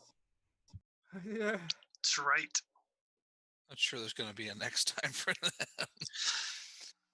Oh, Are this there- guy are there- over here at the lake, he'll have it next time. These Yeah, other two. Yeah, They he'll don't. have it next time for sure. And Yeah, their friend who got cooked from inside is just lying there, and Well, not at least there's one still alive to tell the story. there is. So you Now, now have 2 workhorses and a wagon that is in fact in the form of a cage. I don't know what you want to do with a cage, but you could sell it, I suppose. Can we remove the cage portion and just so we just have like the wagon bottom? But Yes, I will take a crafting roll and will delay you to Time. get to Fort Riverstone, but you can Yeah. do that by if you get to the fort, maybe. Okay, we'll take Yeah. it as is. Yeah. Can I just kind of? I just mean, don't cover want it them to. Yeah, I don't want them to think that we're slavers. This is true. Yeah. You So could, I'd like to destroy the cage somehow. we could take the guy who's still alive, throw him in the cage, and Indeed, take him with us to the fort. We could. Rosalind was going to suggest that. Oh. Yes, maybe if we take this man as a prisoner to the fort, we could warn the guards Okay, there that switch there are the- slave traders about. Okay. I'll definitely put in a good word for you if they say anything strange or untowards, but Yeah, people tend to automatically think the worst of me. I'll help you with that, Thank she you. says. It's an interesting conversation. 8-foot wolfkin and halfling, child size, trying to talk to you. Now, are these Rita guys like? would be respectful. She would like kind of get down on like one knee and Yeah, try to come down to her level. because it's on tough on our neck for sure. Yeah. Do these guys, especially the ones that have been dispatched? I mean, is there anything that? I mean, are they pretty much just ruffians, kind of, Yeah, reps kind of? I mean, they don't have stuff on them that's worth. they do Can have we some loot the stuff on them. bodies? In fact, Oh, Can well, we loot the bodies. bodies? Yeah, that's basically what I'm saying. Listen, You loot the bodies. we have to buy some stuff. We There need is silver. there is a silver. table for that too. Quick question, GM. For my oil lamp, would that have actually used it, or can I continue to use it going forward? I'm gonna have to double check that, but you might have, but we'll check that when you get to Fort Riverstone. Let's first check the loot. Aha! There's a table for that. These were not terribly rich ruffians, so I'm gonna say that they're carrying maybe a D8 coppers each to begin with.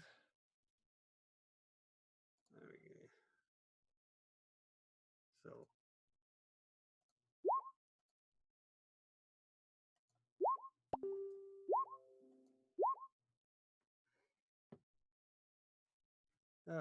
so here we go. That is, well, that's the copper coins that you gather. So it's going to be 4, 8, 10 coppers between them. Not terribly rich, obviously desperate for money, but they also have some carried fines on them, and that might be slightly more fortuitous for you. And I'll roll again. 1 base die and 1 skill die, and these are D66s, and I'll roll 4 times.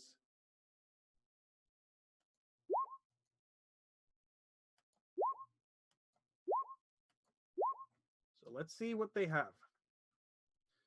And this is the same kind of method that I would use for a randomized sort of dungeon or lair or adventure site.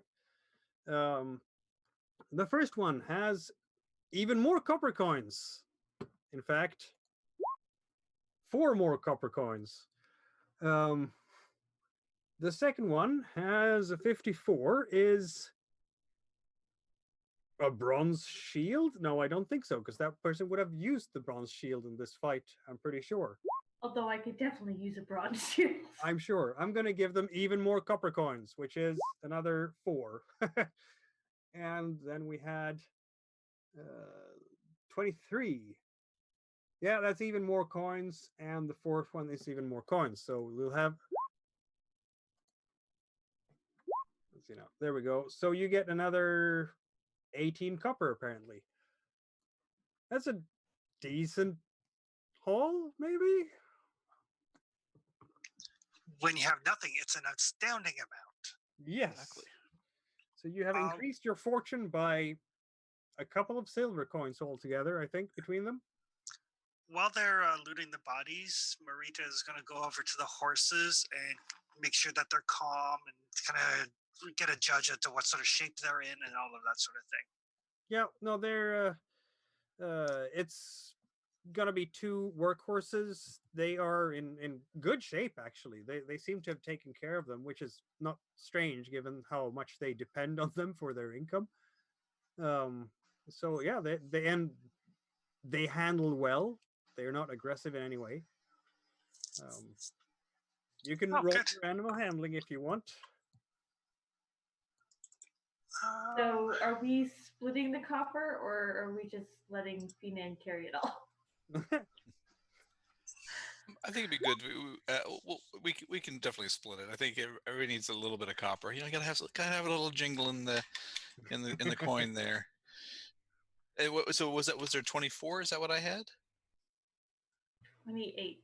Oh, 28. Oh, okay. So it actually divides like perfectly evenly. 7. Perfect. Yeah.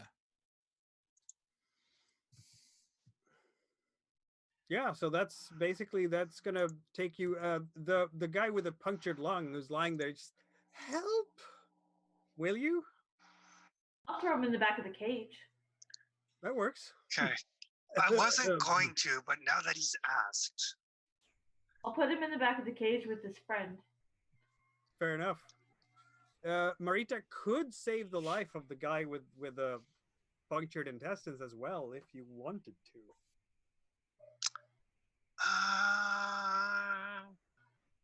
Brainerd I wasn't could go going over to. to it. I'll look and I'll see how the rest of the group is looking at Marita, like whether they're looking at her expecting to try or not. Frida is not. I'm really not. Brainerd would go over. And try to heal. Yep. I don't like violence, but she sees it as he kind of deserved it. They were not nice people, that's for sure. No. Well, they still. And it's one thing if they were going to, take people, I think, for their money. I mean, not that that's a good reason, but to then take people to It's as less slaves to grind dastardly bone. than slavery. Yeah. Yeah, no, for Something sure. about. On the other hand, if there is a fort nearby, there might be someone who could pass, legal judgment on them. That's true too. For those who care about such things. I mean, technically, who knows if you are on anyone's territory or domains or what have you now. In these kinds of areas, you make your own laws very often. Okay. Marita, we're near the riverbank, right? You are indeed. All right. So I will go down and I will gather up some clay from the riverbank. And then I'll come back and I will heal the 2 dying people. That's very kind of you. And I will actually. Which guy looks like he's about to die sooner? Probably the one with the punctured lung, or the. Nope, the other one. In fact, that's. You can live with a punctured lung for a while, at least in this system. So there's a much more serious wound. All right. So the guy with the gut wound, I will actually use magic on him. Oh, that would work. I will use the clay and I'll press that in, and I'm not going to be gentle about it at all. Oh, screaming pain to the point where there's. Frida will look at him like you look at a child that's making a big deal out of something that they shouldn't be. Yeah. Okay. So I don't overcharge and I don't fumble. So I will heal 2, one from the willpower, one from the clay. Right. That's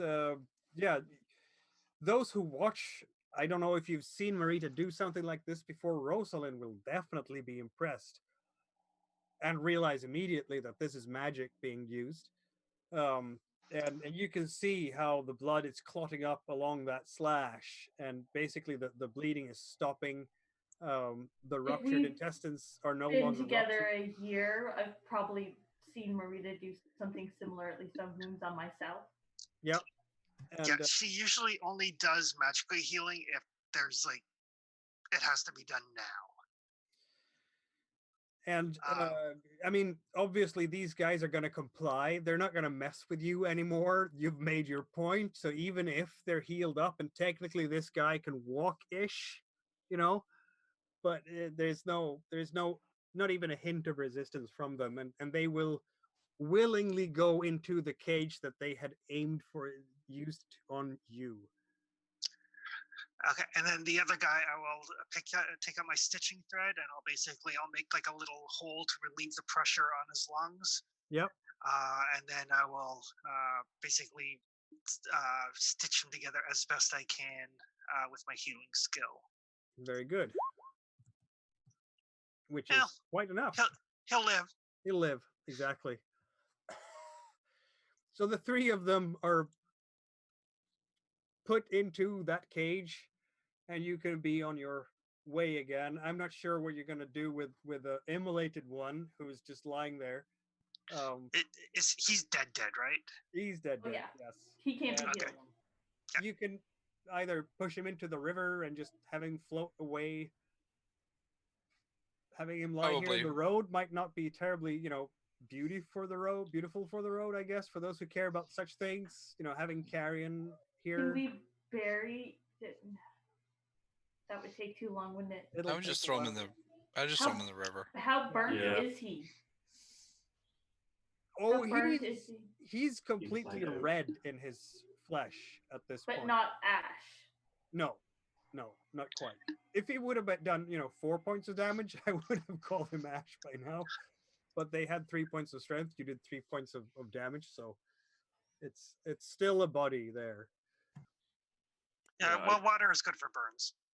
I'd probably look at Yeah. Fidan and Yeah, say, hey, Yeah. let's Also, drag him down people to the can help out riverside. as Yeah. well, and Let's just throw him in.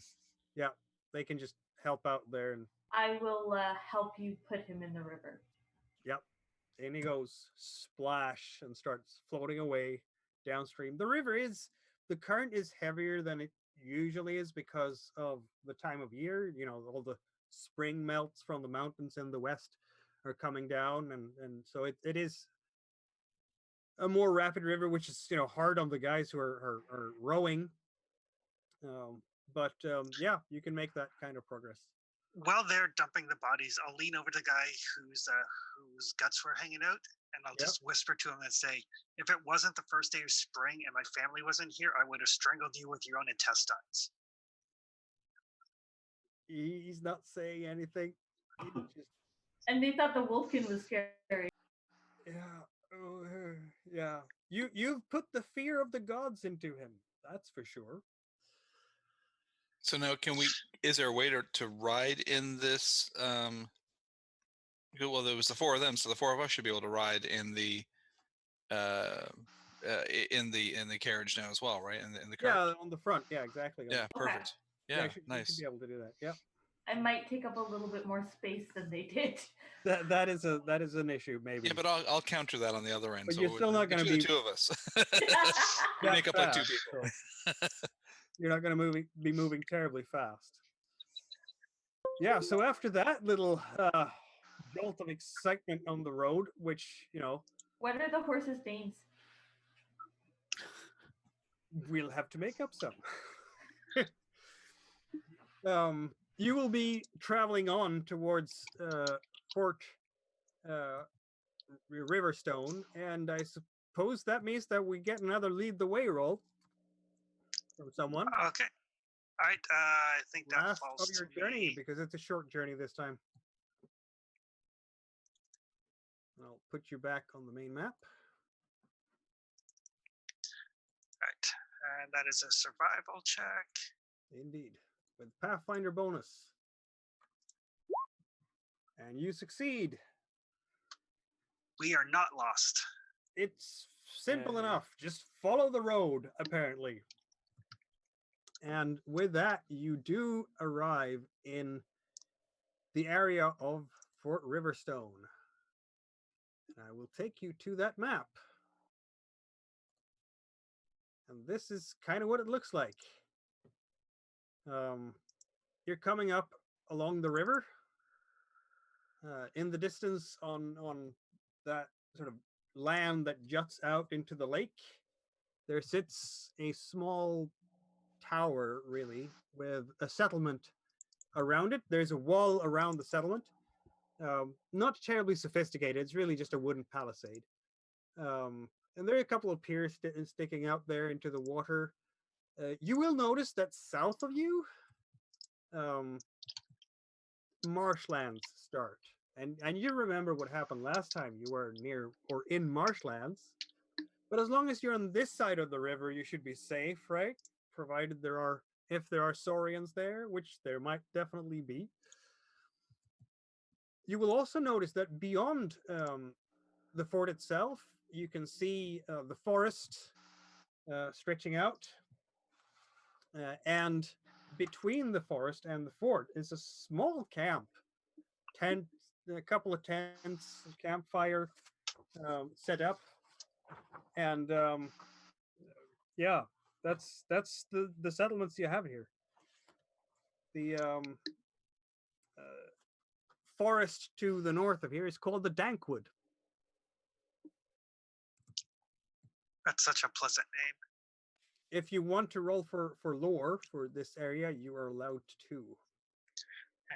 Better than Sangwood. That's true. And while we're traveling, I have named the horses. The one that's on the left is a little bit more rambunctious. That one's name is Fast Heart.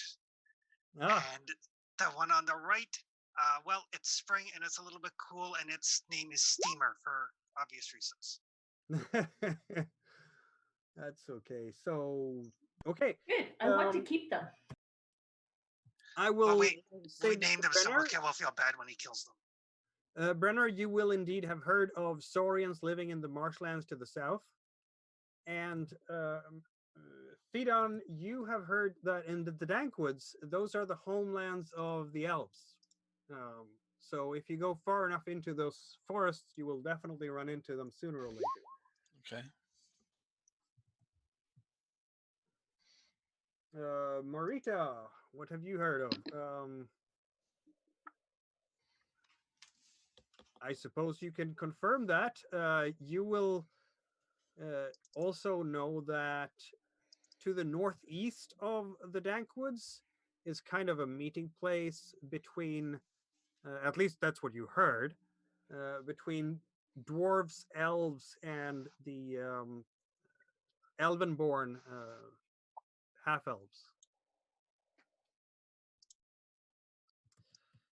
So there you are. I put your party token on the map. Feel free to approach Fort Riverstone if you will.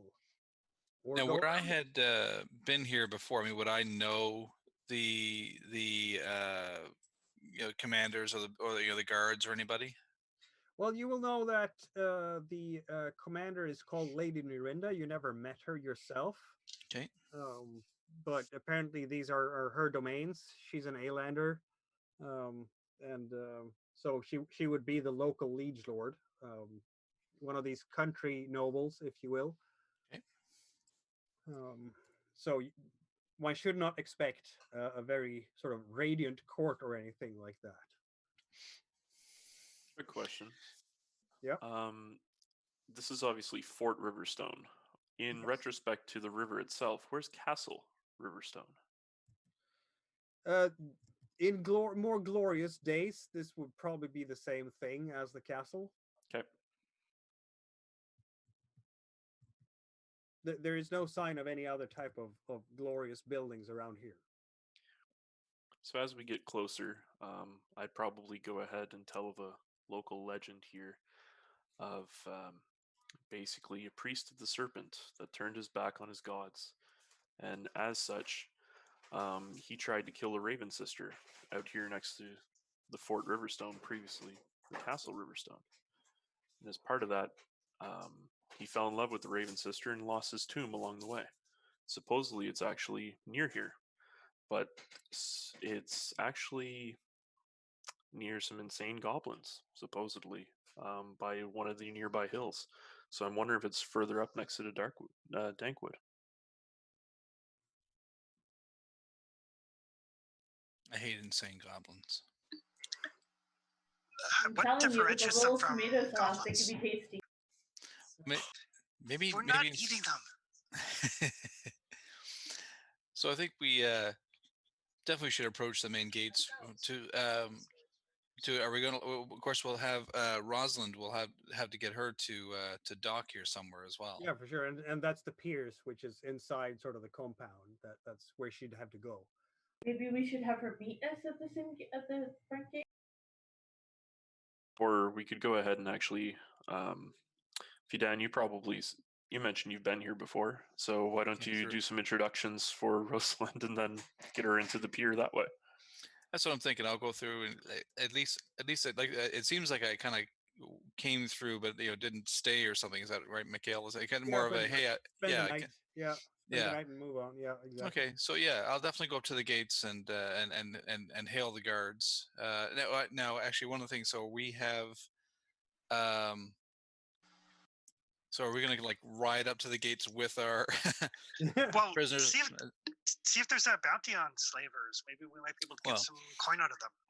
Well, I think that's the thing. I think so. We'll walk them. Just again, hail to the guards and see if I can get them to send somebody else so I can talk to them.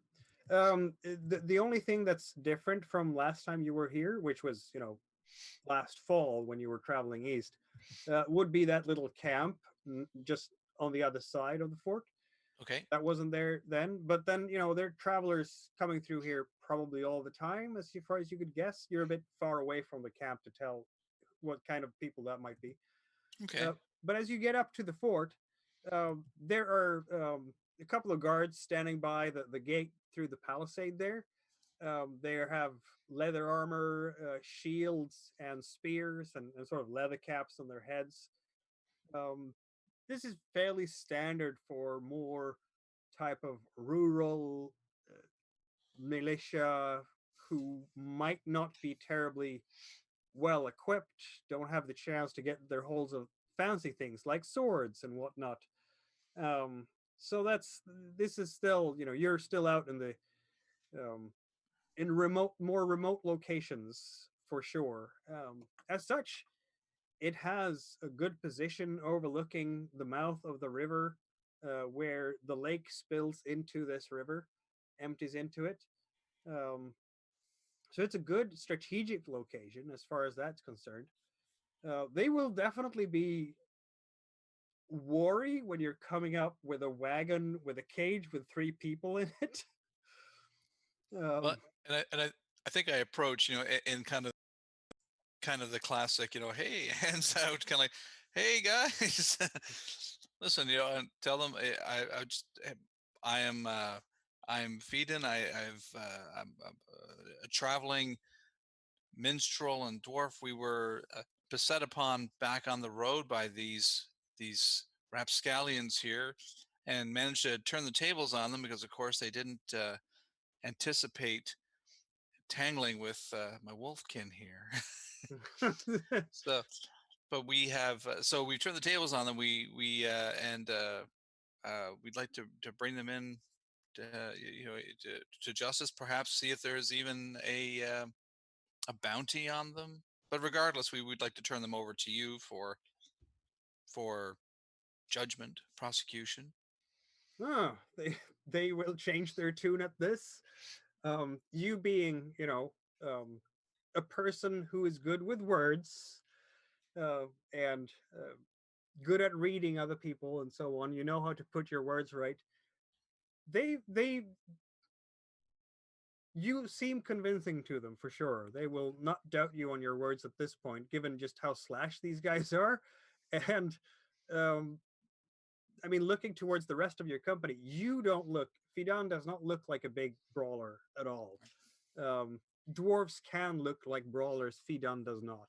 Right. And Marita and Brennar also do not. The only one in your company that looks like someone who can do serious harm to anyone is Frida.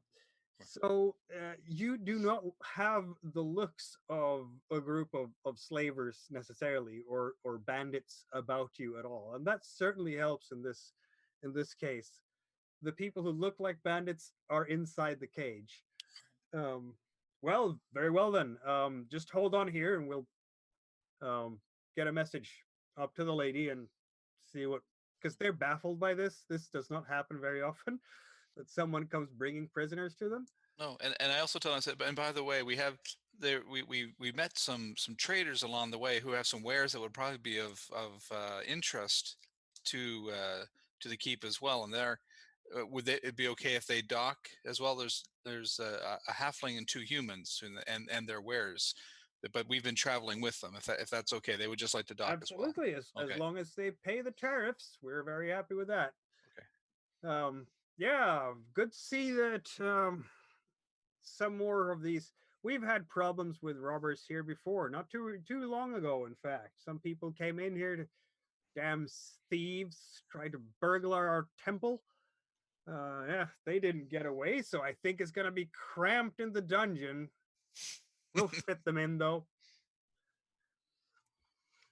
Yeah, they will. So it's going to take a little while, a few minutes, because it's not a very big place, and anyone running inside will not take too long to come back. But after maybe a quarter of an hour or so, there'll be a few more guards coming. Someone who is leading them, he is in fact actually carrying a sword, and every bit the warrior, the way he's walking, and he's looking them over and, yeah, bring them in. Bounty, you say?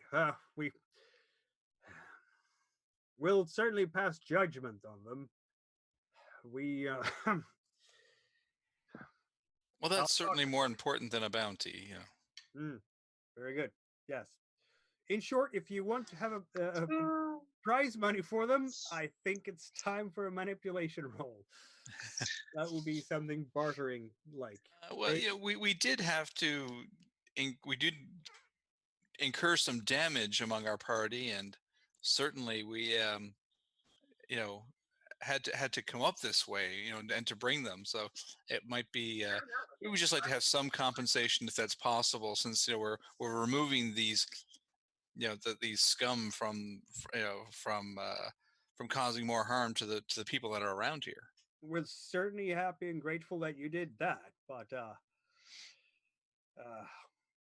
he kind of trails off there because there's something awkward about this whole situation.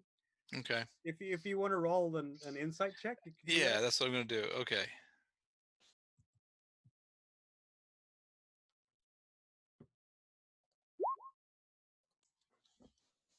Yeah. Judging by the looks of these guards and just the state of this town, this fort, and the settlement in general, they do not look rich at all. They look like they're barely scraping by. In fact, some of their weapons are old. They keep this sharp, but you can tell that they are they might need to change an axe head, or it's probably not a coincidence that their guards are using spears and axes and not swords. They might just be strapped for cash around here for such fancy things. Well, then I think that then I probably just kind of change my tune a little bit and go, well, they're just, I'll give them to you for, it's just something that we do. We're happy to turn them over to you, and certainly you can't fault a guy for seeing if there was a bounty. He nods his approval. These seem like Alander folk, generally speaking. These humans. Marina will be rolling her eyes at the thought that there's no bounty, but she won't say anything. They'll allow you in anyway, and of course, some of these guards there take charge of the cart with, lead the horses in with a cage, because that's the most convenient way of getting all the prisoners to the actual keep, which is a simple tower standing there. It's only has 3 stories, so it's not terribly tall. There is probably the capacity to have a lighthouse on top there to just in case of people traveling on the lake at night, so they know where to go. But otherwise, this is, they have some stone houses, but most are just wooden houses with whatever type of thatch they can on the roof, and wooden piers. They put out some logs on the ground to serve as some kind of makeshift street, if you will, so it's not all mud all the time. But it's definitely not a terribly rich settlement. This step up from Peddler's Rest, that's for sure. But hardly any type of glorious capital of any type. And yeah, it's a good time that you're getting in at this hour, because the sun is getting late in the afternoon. Shadows are getting a bit longer. So that's the situation here. They don't have an inn or a tavern as such, but I'm sure they can scrounge up some food for you. And you'll see your halfling friend is docking with her boat down by the pier and having a discussion with the guards there, who are talking to her about what they want to do with in terms of tariffs and whatnot. She doesn't seem too happy about that part. Hopefully, she won't have to pay too much for that. Well, if she wants the fort's protection as a trader, she'll have to pay the fee. Yeah. Hopefully, she can still sell some things. We'll have to hope for that. I'll have to work on that. For sure. Make sure they buy some things from her. Exactly. Yeah. So you have made it to Fort Riverstone, formerly known as Castle Riverstone. Not much of a castle in Brenner's eye, but then again, it's not much of a fort either. But it's better than Peddler's Rest. So true. It's definitely a step up. They have, like, their buildings aren't made out of clay. This is true. And they've made sure to put the buildings and everything on high enough ground, so they're not going to risk any to be flooded by the spring flood. The makeshift tavern that you might be able to see, because they do get traders coming through here, and someone has sort of added to their regular house a larger serving area, that where you can go and get yourself a meal and such like. To call it a real tavern or a real inn is a bit generous, really, but Now, and you said they didn't have anywhere like an inn, obviously, to sleep. Do they have some sort of? I mean, even somewhere out of the elements that we can? Oh, for sure, yeah, they can scrounge up inside that place. They can probably scrounge up some makeshift beds with rickety wood frames and good enough stuffed hay to sleep on. Okay. And some cloaks or blankets that they have that they can provide. It's not going to be terribly expensive. We'll only set you back a little bit. They will charge you. And can't afford not to in these parts. Sure. I do ask the one of the guards about the camp on the outside. Just as well, that I passed by here many months ago and hadn't seen that camp before. Who do you have camping outside the area? Some grumpy dwarfs. They don't want to pay the tariffs.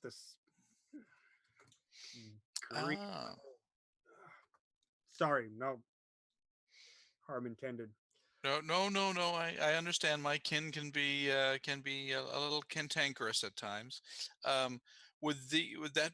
I was going to ask, because one of the towns that we were in had expected dwarves to come down earlier in the season. I mean, have they been here for a while? Yes, they have. They're still holding out on us, but they're not going to be passing through here if they don't pay the fee. We're protecting them. Sure. And doing a great job, I might add. He looks happy to see that. Brenner has a hard time to hold back a chuckle. Marita will also bite her tongue. I'm trying to be smooth and silver tongue. There he is. He done yeah. is. So we're definitely gonna have to go over and check out my kin at some point. But at least you made it through the first day of traveling in the Forbidden Lands in one piece. And as I can see that we're approaching 11 Atlantic Standard Time, it seems to me that this is a very good place to potentially end the session. You have been through some adventures, experienced some of the system's intricacies, but also some of the challenges maybe that might lay before you. There will be some XP for you, of course. Yep. But we can deal with that later on. The important part is you have traveled a day, a half a day really, had an encounter with some of the dangers in the Forbidden Lands and lived to tell the tale. And that is not something that should be underestimated, as things can be rough in these parts. Your fee, by the way, for staying a night will be 2 copper each. Wow. Okay.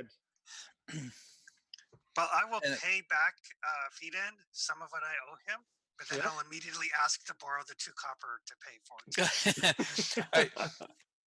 And Fiden, like I said before, I think I'm kind of taking Marita on as a bit of a daughter figure-ish type thing, and just kind of like, listen, you keep the money.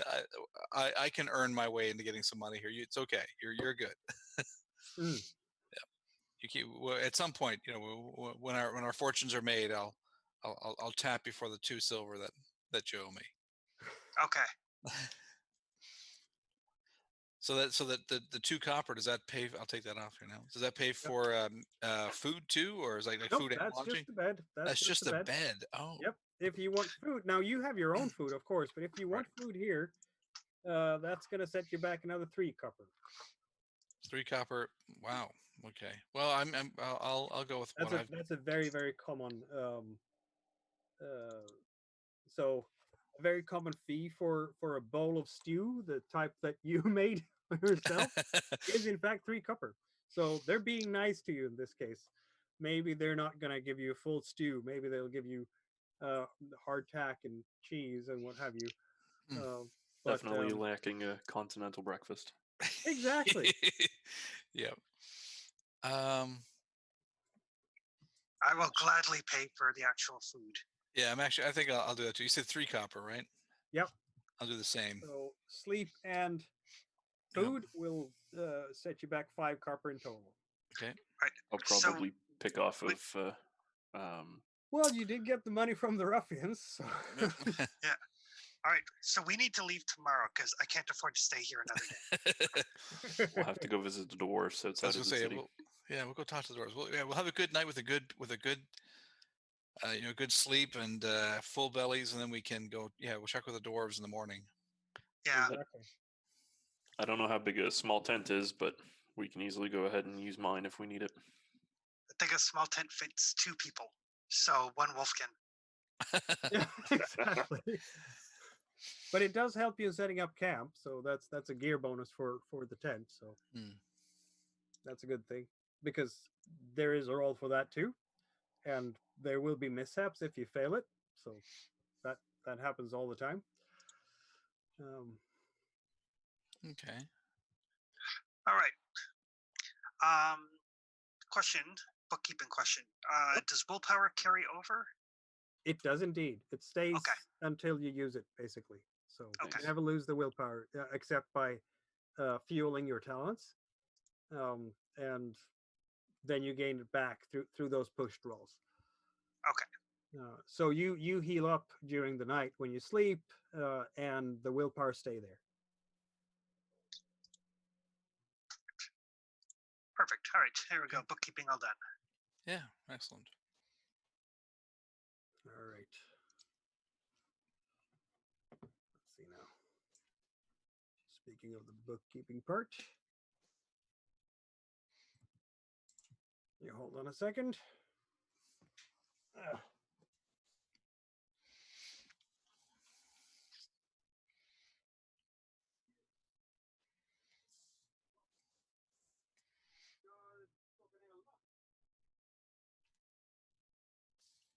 All right, so that means that we're pretty much wrapping up the session for tonight. Thank you everyone who's been watching. This was the first step in Raven's Purge. And one interesting part of this very open-ended world is that we don't really know when sort of the main plot, if you will, of Raven's Purge yet, has it not? There is lots of random encounters, random adventure sites, random places to encounter, and legends to follow up on, and some of them will lead further into the plot, and we'll see how that goes next session in 2 weeks from now.